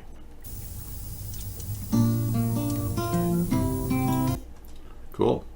So yeah, we've got a lot of things to talk about, but basically what we can surmise from this is the Democrats are liars. And Donald Trump is a liar too. Ergo, the need for a third party. Virginia's top house Republicans warn white supremacist garbage should stay away from the gun rally. Oh, so the Republicans are getting out ahead of the story that all of them are white supremacists supporting gun rights. We have unbanned Juan Gabriel and no help at all from that person. Puerto Rico emergency director fired after residents discover a warehouse full of Hurricane Maria supplies. Ha! Well, didn't Donald just drop them off? He didn't really give them to the people. We handled all of the problems. We helped the people of Puerto Rico with 80. Yeah, get rid of the Dems Santana from and the CNN in reps. Espanol, and I am here in Yauco, Puerto Rico. And this is one of the areas that was the most affected by the earthquake. This is the kind of damage that we are seeing, not only here, but in other areas in the southwest part of Puerto Rico. Houses completely demolished. Many people have literally been left homeless. They have been sleeping in these shelters or in their cars. A lot of them have been sleeping outside because they are afraid of going back into their homes. There have been so many aftershocks. I mean, the USGS predicts hundreds of them that have hit the island since the big 6.4 earthquake hit. People are very afraid. This isn't something that people on this island are used to. They're used to hurricanes, but definitely not earthquakes. They haven't had one as powerful. This is terrible devastation.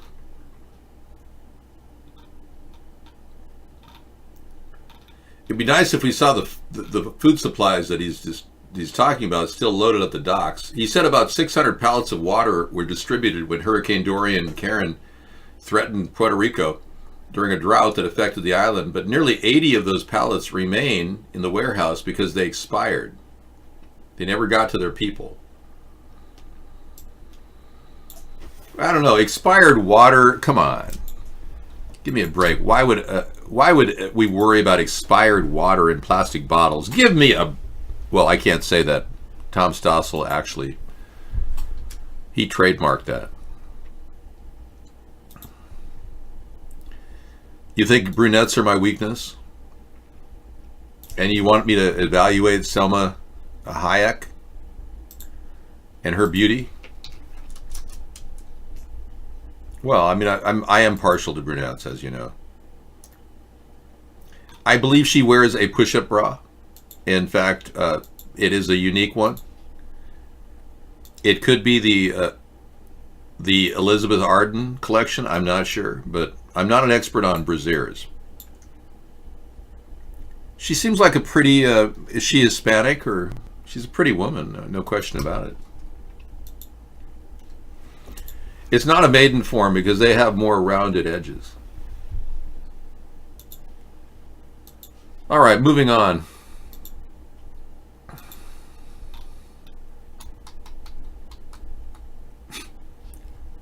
The 2020 Women's March drew a smaller but passionate crowd. In other words, only the lesbians arrived? Wow. National Archives apologizes and removes an altered photo of 2017 Women's March. We made a mistake. Wow, they put the wrong poster up. It's the God Hates Trump group. Yeah. The event first began in 2017, right after President Trump's inauguration. That's when 1 million people, many of them wearing pink hats, turned out for marches nationwide. A photo of that protest from that day is now at the center of growing controversy. The National Archives is acknowledging that it has made alterations to a photo of that protest on that day, a photo which greets visitors at an exhibit on women's suffrage at the National Archives. And according to a report in the Washington Post, the National Archives blurred signs being seen dispersed within that picture, and the blurred portions are those that are critical of President Trump. And you can see a split screen of the same photo. It says God Hates Trump, and then the altered image says God Hates. So yeah, so in other words, the National Archives are creating fake news. Nice. Spokesperson for the National Archives, told the Washington Post that that what they did was nonpartisan, and that the agency, the archive agency is a non-political one, and that the reason why they blurred the references to the president on the posters is to avoid the eyes of some young people who might see the image when they come as a visitor, because, this was an exhibit that is to celebrate, women, and that they were trying to avoid offending anyone. Do you see that that is a good explanation? No, I have two issues with that. The first is that it's inherently political to doctor a photograph. You can't get away from that. The moment they chose to inaccurately or censor or make something invisible that was actually there, you're entering the political debate and you're stoking the fire. Mm-hmm. So that was just, an embarrassing mistake on their part. The second issue, though, is this idea that these words are inappropriate. Mm-hmm. The fact that women's bodily parts... That the Archives is saying, or a spokesperson for the Archives says, inappropriate for certain audiences. And just as a reminder, this is an exhibit that's called Rightfully Hers, American Women and the Vote. And this photo, is kind of emblazoned. It's one of the first things you see. Thank you. I'm glad we're getting some final accounts. Revisionist history has been going on for a long time, like the History Channel. I call it the Revisionist Channel. Dave, why do you get off cam at 10? Why not keep the show going? I can't be on cam well into the evening simply because I'm away from the desk at times, and some of you people would see that I'm away from the desk and take advantage of that. Normally I'd be able to maintain the chat, and normally I'd have ops, but as you know, when we have so many trolls out there, it's hard to get the ops to do the work continuously, so I have to do that. So I have to remain on camera up until when I can go away and spend some time with Sarah. Then I go off and I do work on the side. I come in here, I'd say 60 to 75% of the time, because I have to have a private life too. That's why.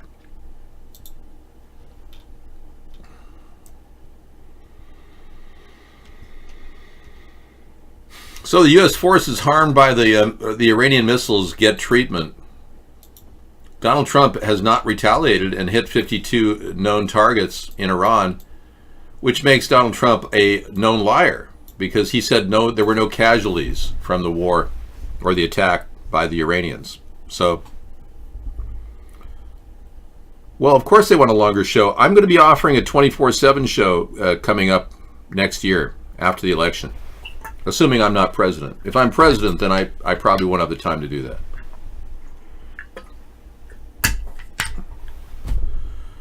But in reality, people are begging for more information. And in our evening shows, I would play videos, and I do play 3 hours of videos every night after we record the YouTube show, because the YouTube show would not allow me to play the videos I play after hours. So I realized that now we have a big demand for censored shows that can't make it on YouTube. So starting next year, I'll be working on a 24/7 channel for all of you to watch shows that you never would see on YouTube, covering topics like Pizzagate, false flags, the effort of our government to push for gun control, even though we the people don't want it, and talk about 9/11 cover-ups. We'll have a full detail of that. So we just got an on-stop, endless amount of videos out there, and I've accumulated mountains of video. So in lieu of that, I could easily fill 7 days a week, 24/7, with non-stop entertainment. YouTube's getting away with it because there's nobody out there from the government stopping them. There's no government agency intercepting what YouTube does. Even the CEO of YouTube recently just said that she can do whatever she wants indiscriminately and get away with it. In no uncertain terms. She bans people all the time. Millions of people get banned all the time based on her judgment. And no ombudsman, no person representing the American people is able to stand up for the American viewers. So in lieu of that, there's a vacuum I'm going to be filling coming up next year. And that is nonstop entertainment. And I may do cameos, and I may do plug-ins where we, play video commercials, things like that, with me talking. But I'm in no way going to, back down after all the censorship that's been happening against people on YouTube. Conservatives and liberals are being shut out of the dialogue. And the more the mainstream media tries to step down on the American freedom provided to us by the internet, the more the American people will step out into that empty space and fill it.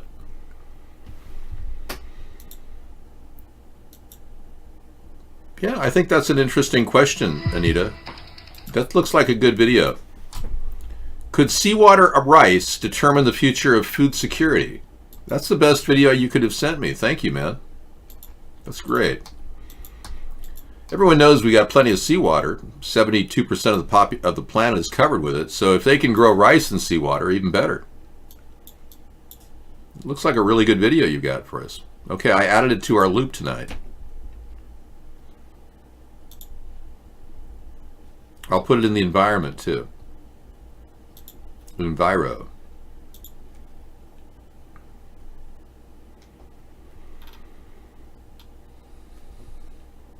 People are not impressed by Jeff Bezos and Lauren Sanchez red carpet debut. Huh.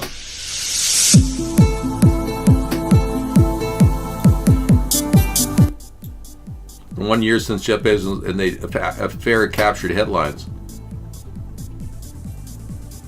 And And the couple is still going strong. That's wonderful. Day spa to day spa, facial to facial. Amazon founder 56 and former television host 50 attended an Amazon Prime Video event together in Mumbai, India. That looks like total fakery. The phoniest people on earth gathering. And you know, money doesn't buy you love. I told you that. That's a Beatles song, right? But the look of greed is in your eyes tonight. The look of absolute greed. Na na na na na na na na. They can grow rice in seawater, really. I think that's pretty cool, Wig Test. Yeah. Yeah, we could have a comedy section in our 24/7 show. Yeah, we could have a comedy day. Absolutely. But I know there's a big demand for people to watch shows like ours, so I'm going to fill that gap coming up in 2021. I'm not impressed. The Bezos group, they've made too much money too fast, and it seems that they've made it on the back of the American taxpayer. I was the one that started talking about Jeff Bezos getting low-cost USPS rates, and Donald Trump picked that story up like it was his. And he didn't even carry it the final distance and go up against the Democrats and challenge them on it and fix this. So Jeff Bezos still pays about $2 a package. We pay $20 for the same kind of package delivery. Unless, of course, you're buying it from Amazon, which you get, free shipping. He did steal my idea on that, yeah. And he didn't follow up on it. I'm definitely ahead of him by about 2 years on that issue. He talked about it as though it's his idea. It's one of the many ideas he stole from me. Hey, I don't think you're sincere. I think you're a liar. And you're not seriously admitting that Trump stole my idea. You think it's sarcastic. No, he really did steal my idea. You're out of here. Go away. But he didn't follow up on it, and it shows you how completely incompetent Donald Trump is. I would have rescinded the deal that Mr. Bezos has for cheap shipping. And now, Donald has done nothing to prevent that man from having zero taxes. In fact, Donald Trump enabled Jeff Bezos to not pay any taxes last year with his massive tax breaks for the rich. As much as Bernie talks about cutting basically raising taxes on the rich, he doesn't have a plan. I will replace every person at the SEC with a watchdog group of Wall Street experts that can find the corruption, stop the graft. And we will get an opportunity for average Americans to build their income. I have a great way to save the American banking industry, too. $500 a month for every U.S. adult citizen. A lot of people will just take that money and put it in the bank, and for a rainy day. It will really reinvigorate our banking system. Ironically, the U.S. government will indirectly give money to banks through people investing, saving, building their assets so that they don't fall flat on their face in the event of an economic downturn. They say, like I said earlier, 65% of the country is $500 away from going homeless. They're that close to the edge.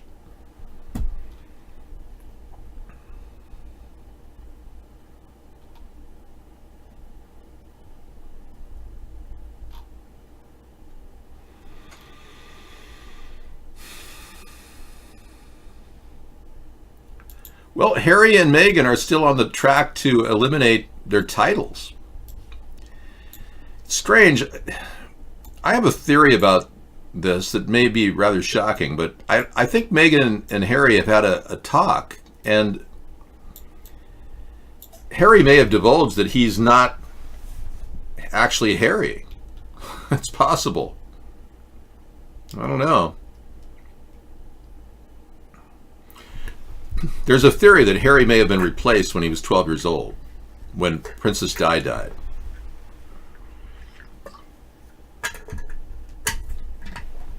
Anybody can get the $500 a month. It wouldn't have any strings attached to it.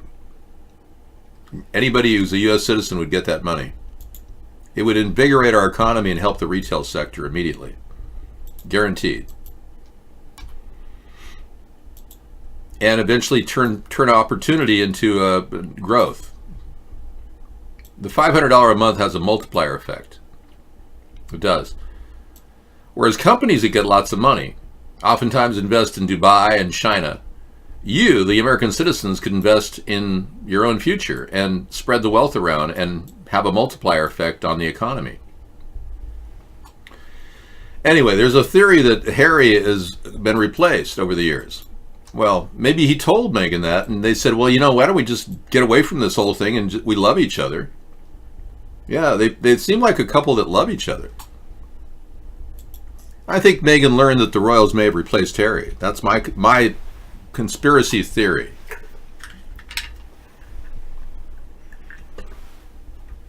Thanks for coming in, Digital Mall Rat. Good night. Have a nice Sunday. Our day of rest tomorrow. We can all relax.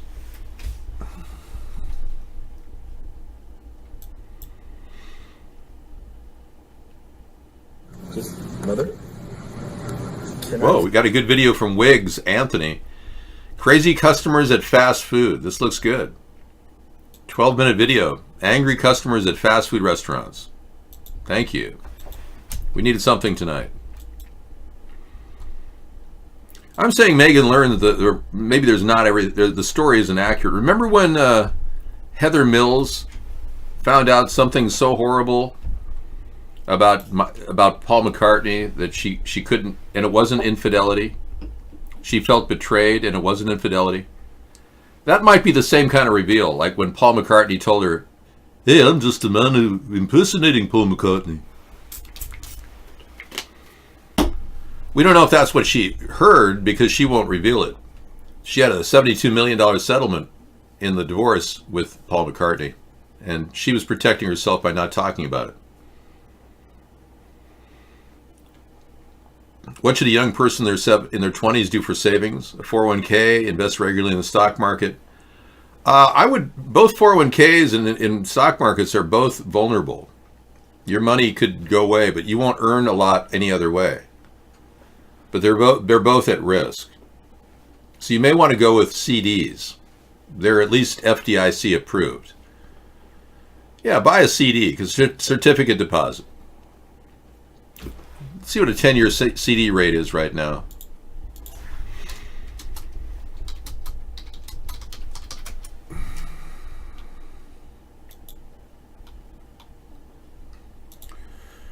You can do pretty well.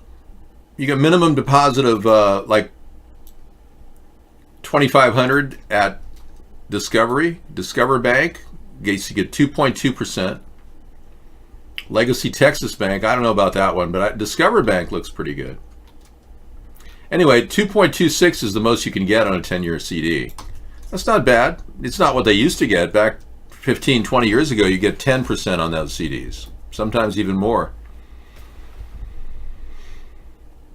I don't know. You and Tommy Lee have a lot in common, yeah.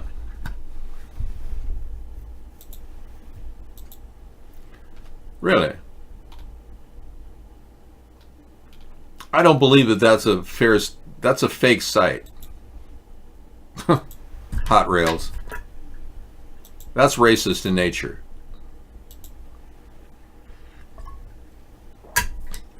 Yeah. Well, when I come to Jersey, I don't know, man. I wouldn't want to be caught in some septic tank in some Staten Island hotel, you know? A lot of people don't really understand a third party, you know what I'm talking about? Yeah, they might take offense, if you know what I mean. Like if I showed up at the Bada Bing, people might get the wrong impression, like I like beautiful women naked, posing in front of me, flashing their body parts.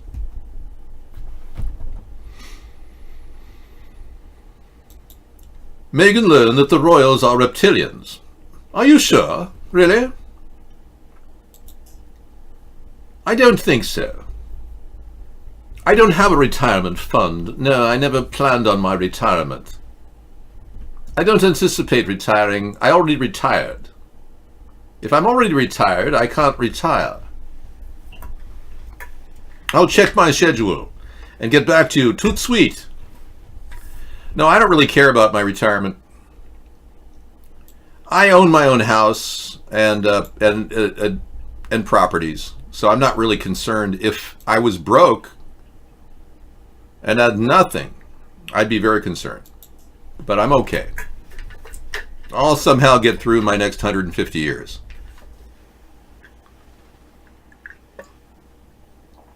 I'll muddle through it if I can, somehow keep my rice and bean collection in a safe place so no one can take it from me. Because I know I can live on rice and beans for at least 80 years.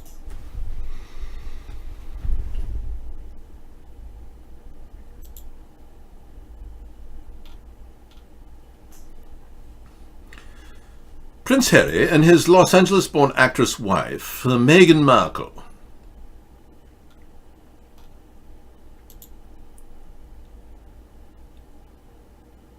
on Saturday night were granted their wish to step back from royal duties. I thought they worked their problem out, but apparently not. They'll be stepping back all right, way back, and with a deft shove from Her Majesty. In a cordial-worded heave-ho, the Queen announced that while Harry and Meghan will always be much-loved members of my family, this will not be the gentle, gradual disentangling from Buckingham Palace that the pair hoped for when they dropped their bombshell on Instagram earlier this month. No, this is a hard Megxit. So something is going on. We don't know what this is, but the couple will be allowed the freedom they covet. Freedom from mandatory pinning on of fancy hats and medals for state events. Freedom from required royal overseas tours. Freedom from the constraint that they live in the gilded but gated palaces in the UK. They may be out in the street like gang members pretty soon. And nobody are going to protect their bodies. I hope nothing happens to Meghan or Harry.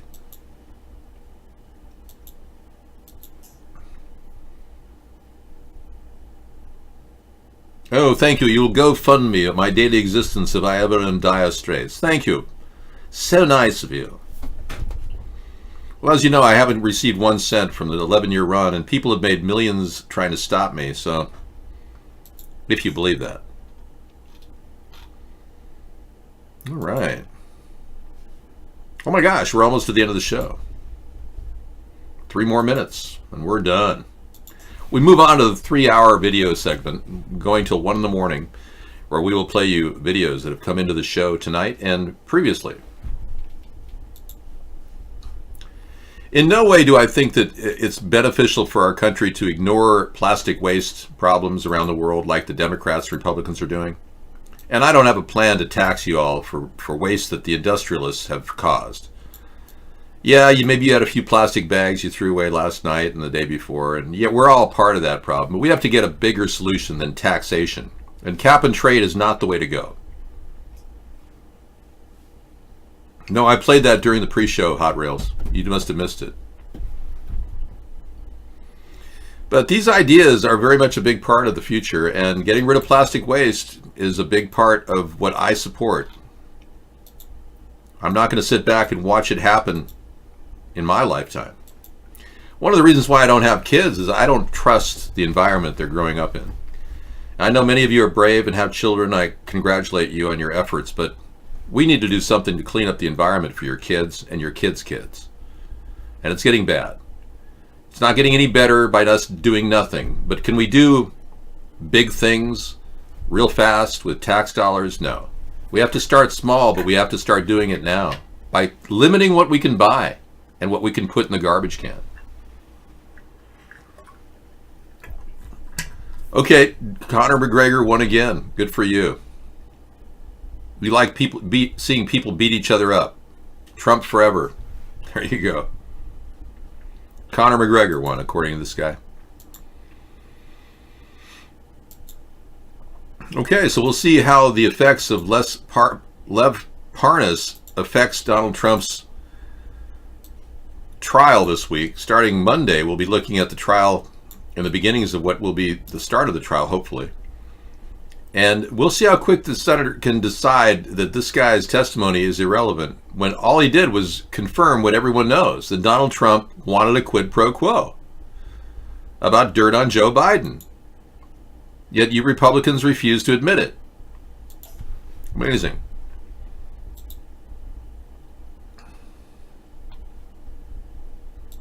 All right.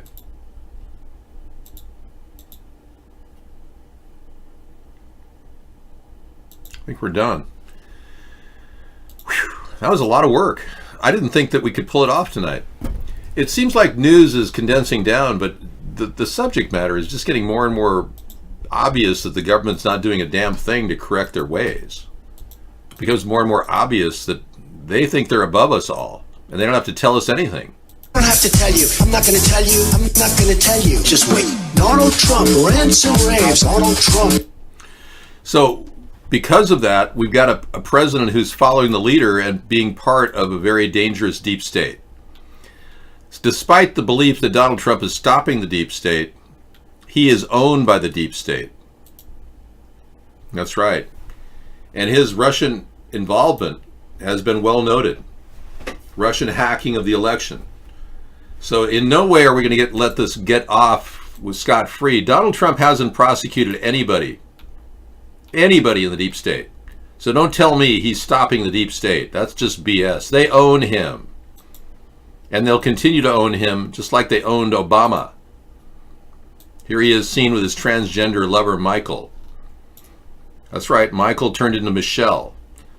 Michelle Robinson, now known as Michelle Obama. The lies keep coming. The elitists keep buying these people off, and you keep believing their lies. Time to change. The only way to stop the deep state in any way is to build a third party. I rest my case. So on that note, I will bid you adieu.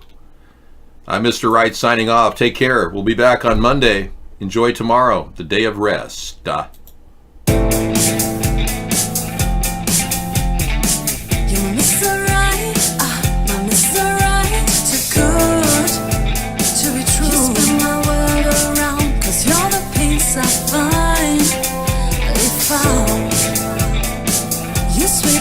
My feet, my heart stops to beat. Cause you make me melt away. My Mr. Right, too good. You spin my world around. Cause you're the peace I find. You sweep me off my feet, my heart stops to beat. Cause you make me melt away.